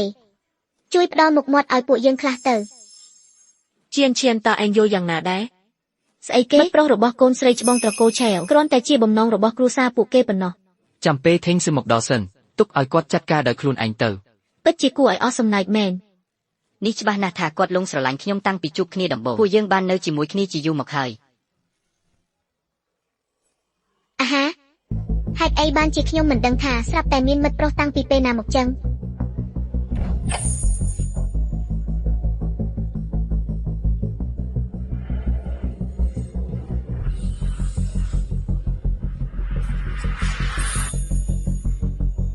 គ្មានអ្វីធ្វើឲ្យខ្ញុំភ័ន្តច្រឡំឡើយខ្ញុំឆ្ងល់ណាស់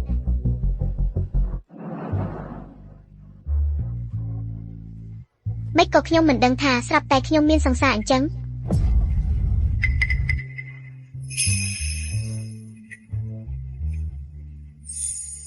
ម៉ាក់ប៉ាខ្ញុំមកហើយ ឈីងស៊ូថ្ងៃនេះកូនស្អាតខ្លាំងណាស់ ប៉ាម៉ាក់ហេតុអ្វីបានជាលោកហៅពួកគាត់ថាប៉ាម៉ាក់ នាងគឺជាកូនស្រីច្បងនៃគ្រួសារសៀវស៊ីវឈីងសុង ពិតជាលោកស្រីសៀវមែនយ៉ាងឈុង ខ្ញុំមើលថាលោកដើរបោកប្រាស់គេដោយយកឈ្មោះជាសង្សាររបស់ខ្ញុំមែនទេ ខ្ញុំមិនមែនទេអ្នកនាងធំរឿងទាំងនេះគឺជាការយល់ច្រឡំទេខ្ញុំគ្រាន់តែចង់និយាយថាពួកយើងគ្រាន់តែជាមិត្តភក្តិធម្មតាប៉ុណ្ណោះ ខ្ញុំបានចម្លងប្រវត្តិឆាតរវាងឯងនិងខ្ញុំជាឯកសារផ្ញើចូលក្នុងក្រុមអស់ហើយជឿជាក់ថាពេលអ្នករាល់គ្នាឃើញហើយនឹងដឹងថាទំនាក់ទំនងរវាងឯងនិងខ្ញុំជាអ្វី ឯងហេតុអ្វីបានជាឯងធ្វើបែបនេះឯងធ្វើបែបនេះតើឲ្យខ្ញុំមានមុខមាត់អ្វីនៅក្នុងសាលា ធ្វើហេតុអ្វីមិនហ៊ានទទួលហ៊ានបង្ខូចកេរ្តិ៍ឈ្មោះកូនស្រីខ្ញុំគឺត្រូវតែទទួលផលវិបាកអញ្ចឹងលោកពិតជាលោកប្រធានស៊ីវមែនទេ ចុះហេតុអ្វីបានជាលោកស្លៀកពាក់ដូចអ្នកលីសែងអញ្ចឹង ព្រោះមុននេះខ្ញុំទើបតែទៅត្រួតពិនិត្យនៅសាលាខ្ញុំបានបរិច្ចាគសម្រាប់ការសាងសង់មជ្ឈមណ្ឌលសិល្បៈទើបខ្ញុំស្លៀកឈុតពលកម្មបែបនេះគ្រូកម្មពិតមែនហេតុអីបានជាខ្លាចជាបែបនេះ ម៉ាក់តាមពិតរឿងទាំងអស់នេះម៉ាក់ដឹងតាំងពីដំបូងមែនទេម៉ាក់ដឹងច្បាស់ណាស់ថាគាត់គឺជាអគ្គនាយកឆេវតែបែរជាឈោមមើលគ្រួសារយើងខ្សែធននឹងភ្នែកមើលខ្ញុំត្រូវបានគេធ្វើបាបដូចសត្វឆ្កែនៅទីនេះ អូមែនហើយនឹងពួកអ្នកមិនមែនជាគ្រួសារតែមួយយូរហើយតើខ្ញុំមានកាតព្វកិច្ចអ្វីត្រូវប្រាប់អ្នក អ្នករាល់គ្នានាងគ្រាន់តែជាមេផ្ទះម្នាក់ដែលខ្ញុំបានបោះបង់ចោលមិនដឹងថាប្រើល្បិចអ្វីខ្លះទេទើបអាចតោងទាក់អគ្គនាយកឆេវដែលគ្រប់គ្នាស្រឡាញ់បានរឿងទាំងអស់នេះគឺសុទ្ធតែជានាងជាអ្នកបង្កឡើង មែនហើយម៉ាក់របស់ខ្ញុំពីមុនគឺជាស្រីធាត់ម្នាក់ទម្ងន់100គីឡូមូលហេតុដែលកើតមានការយល់ច្រឡំច្រើននៅថ្ងៃនេះច្បាស់ជាមកពីនាងជាអ្នកបង្កបញ្ហាហើយ លោកអគ្គនាយកលោកកុំចាញ់បោកស្រីថោកទាបឈាននេះឲ្យសោះពីមុននាងទាំងអាក្រក់ទាំងមិនស៊ីវិល័យឥឡូវនាងខំសម្រកទម្ងន់ដើម្បីតែមករីមុនស្នេហ៍ដាក់លោកទេនាងមើលទៅមិនដូចមនុស្សបែបនោះទេពួកគេប្រហែលជានិយាយផ្ដេសផ្ដាសហើយ ខ្ញុំក៏មានអារម្មណ៍បែបនោះដែរលោកឈៀវមិនអាចបោកនាងងាយបែបនេះទេតើពួកឯងដឹងស្អីទៅខ្ញុំមានភស្តុតាងមកមើលទាំងអស់គ្នាទៅនេះទើបជាធាតុពិតរបស់គេ មិនពិតទេដឹងខ្ញុំចេញមិនរួចទេមិនក៏ថាខ្ញុំចេញមិនរួចទៅវិញមានរឿងអីហ្នឹងពិតមែនឬនេះអាក្រក់មើលពេកអីយ៉ានឹកស្មានមិនដល់សោះ ម៉ាក់បើថ្ងៃនេះម៉ាក់មិនព្រមសារភាពថាជាអ្នកបង្ករឿងខ្ញុំនឹងផ្ញើរូបថតទាំងនេះចេញទាំងអស់ហើយ ខ្ទឹមបារាំងនាងពីស្ពូលជាងអ្វីដែលខ្ញុំគិតទៅទៀតហឺ អរគុណ គ្មានប្រុសណាទទួលយកស្រីអាក្រក់មើលបែបនេះបានទេឈានក្តីស្រមៃចង់ចូលគ្រួសារអភិជនរបស់នាងរលីបាត់អស់ហើយ អ្នករាល់គ្នាការនាងនៅថតនាងរស់បានដោយសារប្រុសចិញ្ចឹមពេលប្រើល្បិចសម្រកទម្ងន់បានក៏មកតង់លោកប្រធានឆេវទៀត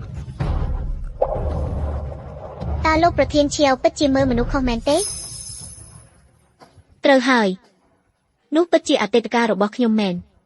តែពេលនេះក៏នៅតែជាខ្ញុំគឺជារូបខ្ញុំ ជឿជាក់លើនាងទៅ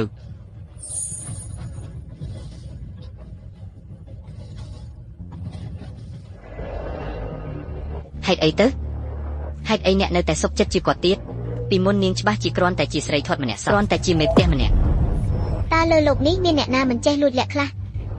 ពិតមែនហើយអ្នកពិតជារឹងរូសមិនព្រមទទួលការពិតមែនតែគ្រាន់តែដោយសាររូបរាងសម្រស់អ្នកដទៃមិនស្អាតដូចអ្នកទើបអ្នកអាចមើលងាយនឹងជន់ឈ្លីពួកគេតាមចិត្ត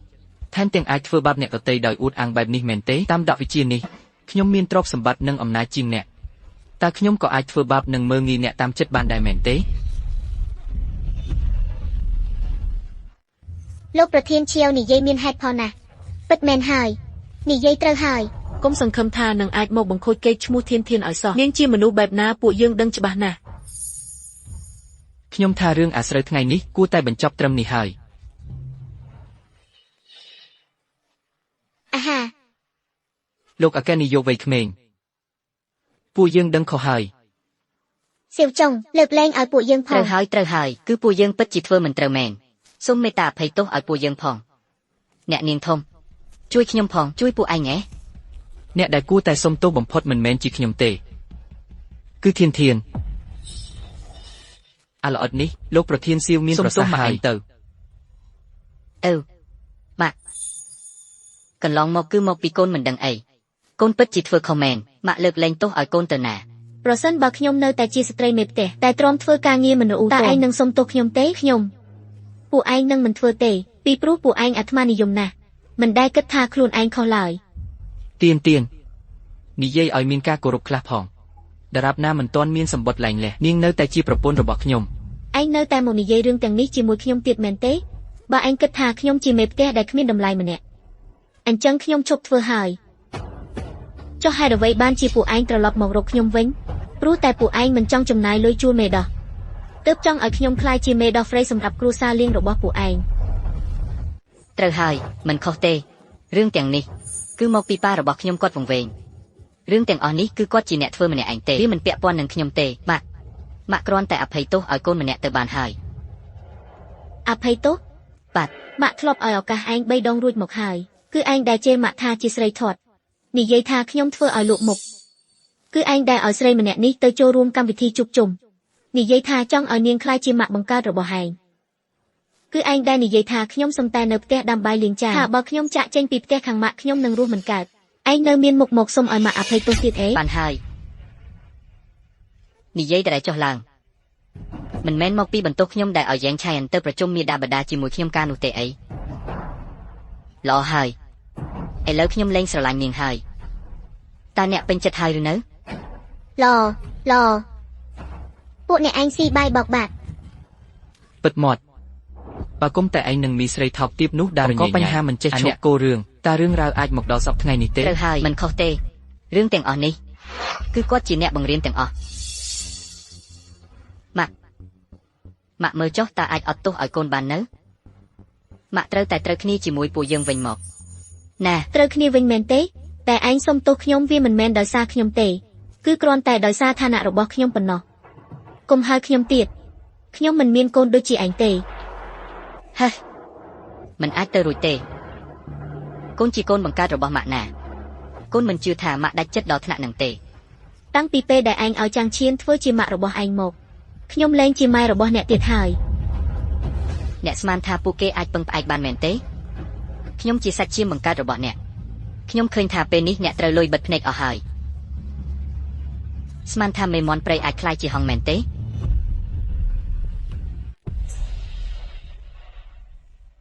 នេះឬកូនបង្កើតដែលមាត់ចេះតែថាសុំទោសខ្ញុំតែឥឡូវនៅតែជេរខ្ញុំថាមេមន់ព្រៃឡអញ្ចឹងសូមភ្ញៀវទាំងអស់នៅទីនេះជួយធ្វើជាសាក្សីឲ្យខ្ញុំផងខ្ញុំធានសូមកាត់ការអ្នកនៅចំពោះមុខអ្នករាល់គ្នាមិនមែនទេម៉ែធ្វើមែនទេ ធានឯងឈួតហើយគេគឺជាសាច់ឈាមបង្កើតរបស់លោកណា លន់ជូនហៅកូនបែបនេះគួរតែត្រូវរន្ទះបាញ់ កូនបែបនេះមិនបាច់មានក៏បានដែរគឺជាមនុស្សរមើលគុណម្នាក់មែនហើយពិតជាមនុស្សរមើលគុណតែត្រូវរន្ទះបាញ់ឲ្យងាប់ រឿងចិញ្ចឹមម៉ាក់ខ្ញុំទៅថ្ងៃមុខមិនបាច់អ្នករាល់គ្នាខ្វល់ទេត្រកូលសៀវចិញ្ចឹមបានខ្ញុំចិញ្ចឹមបាន ក្រវែងពួកវាចេញទៅក្រៅឲ្យអស់ហាមចូលគ្រប់អាជីវកម្មរបស់ត្រកូលសៀវអស់មួយជីវិត លេងកូនឯងទៅលេងខ្ញុំ រយៈពេល20ឆ្នាំពេញទីបំផុតគំនុំគ្រួសារនេះបានបញ្ចប់ហើយ អូយ ខ្ញុំ មកពីឯងទាំងចង់ទទួលស្គាល់យ៉ែងខែនជាម្ដាយបើមិនអញ្ចឹងទេពួកយើងមិនធ្លាក់ខ្លួនដល់ថ្នាក់នេះដែរ កាលពីមុនមិនមែនលោកអ្នកញ៉ាញ៉ង់ជាមួយយ៉ែងឆែនទេអីស្អប់ខ្ពើមថាម៉ាក់ខ្ញុំធ្វើឲ្យឥឡូវមានរឿងក៏មកទម្លាក់កំហុសលើខ្ញុំទាំងអស់មែនទេ កូនក៏តែញោមទៅណែខែន អ្នកអស់លុយរលីងហើយតើឲ្យខ្ញុំនៅតាមអ្នកធ្វើអីចេញបើមិនអីចឹងទេខ្ញុំនឹងប្តឹងប៉ូលីស ចាំងឈៀនឈៀនអើយ លោកប្រធានលែងទ្រព្យសម្បត្តិក្រុមហ៊ុនទាំងអស់ត្រូវបានបង្កប់ផ្ទះរបស់លោកក៏ត្រូវបានធនាគាររឹបអូសបាត់ដែរ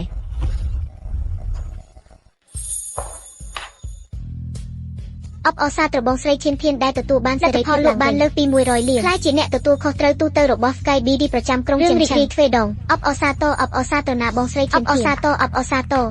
នេះគឺជាលទ្ធផលនៃការខិតខំរួមគ្នារបស់ពួកយើងទាំងអស់គ្នាបាទ តោះទៅខ្ញុំសូមអង្វរអ្នកផ្ដល់ឱកាសសហការឲ្យខ្ញុំផងខ្ញុំពិតជាតច្រកហើយ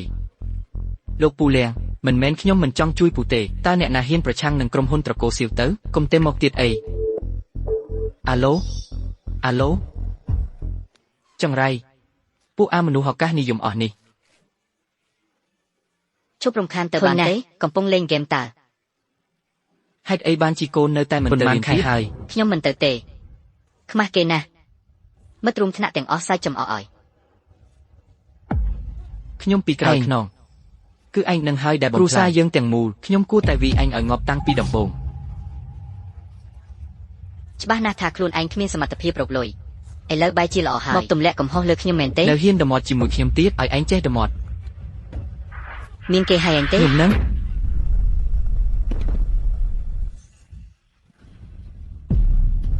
អាហាកូនសម្លាញ់កូនកើតអីហ្នឹង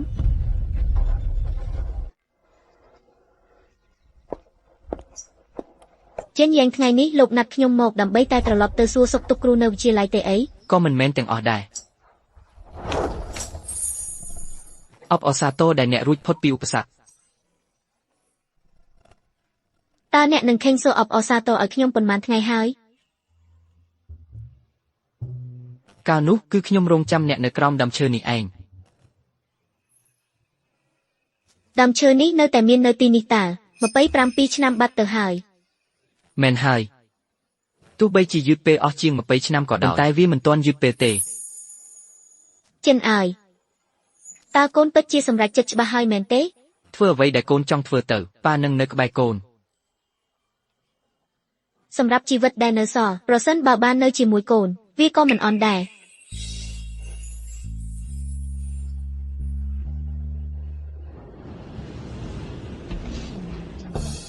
ពុកម៉ែទីបំផុតកូនបានឈប់សម្រាប់ក៏ដៅក្តៅហើយពួកយើងទៅដើរលេងជាមួយគ្នាទៅ ធានតើកូនមានកន្លែងណាដែលចង់ទៅទេ ចុះបើទៅលេងសមុទ្រវិញកូនមិនទាន់ដែលបានទៅទេ យោពមជួយកក់សម្បត្តិយន្តហោះទៅភូកេត3សន្លឹកឲ្យពួកយើង លោក ផង ប្រធានសៀវ សូមមេត្តាជួយដែលមានចិត្តបុណ្យឲ្យជួយដាក់ទៀនខ្លះផងសូមមេត្តាជួយផង យុវជនម្នាក់នេះមានដៃជើងមុំមុនសោះមានដៃមានជើងពេញលក្ខណៈហេតុអីឲ្យមនុស្សចាស់មកសុំទានបែបនេះ នៅលើក្តារនេះសរសេរឪពុករបស់គេបែរជាមានចិត្តមកអង្គុយលេងហ្គេមនៅទីនេះទៅវិញពិតជាគ្មានទឹកចិត្ត ពូ មែន ចិត្តមែន មិនមែនទេពួកអ្នកដឹងអីទៅឆាប់ចេញឲ្យឆ្ងាយទៅអត់ មនុស្សប្រភេទណាហ្នឹង ទៅ អូយម៉ែអើយម្នាក់នោះហាក់ដូចជា មិនមែនខ្ញុំថាទេយំឲ្យខ្លាំងជាងនេះបន្តិចមើលរបៀបដែលឯងយំអីចឹងមានអ្នកណាគេឲ្យលុយទេ ចៅសម្លាញ់យាយយំលេងរួចហើយ ខ្ញុំប្រាប់ឯងឲ្យដឹងខ្ញុំមិនខ្វល់ទេបើថ្ងៃនេះសុំលុយមិនបាន100ទេខ្ញុំនឹងយកកូនឯងទៅបូជាចោលហើយក ុំអីព្យួរវាឡើងយំទៅលោកយាយយំទៅ ប្រញាប់យំទៅមើល ស្មៅក្រអូបអាអូយគួរឲ្យខឹងណាស់ មិនមែនទេខ្ញុំសួរអ្នកមិនទាន់បានញ៉ាំបាយទេអីបើឯងនៅតែបែបនេះទៀតខ្ញុំនឹងឈប់ខ្វល់ពីឯងមែនទែនហើយខ្ញុំ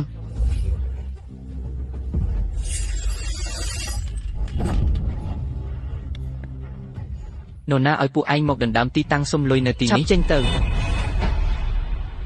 ទីនេះគឺជាកន្លែងរបស់អញ កន្លែងនេះមានសរសេរឈ្មោះពួកឯងមែនទេហេតុអ្វីបានជាខ្ញុំនៅទីនេះមិនបាន នៅហ៊ានដមាត់ទៀតប្រហែលជាចង់ត្រូវឲ្យខ្ញុំមកវីមក កុំអីលោកបងអូយកុំវីអី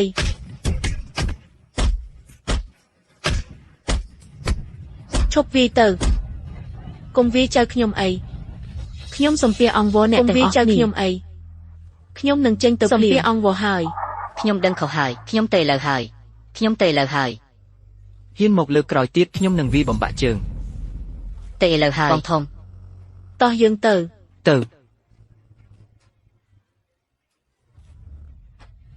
តាមមក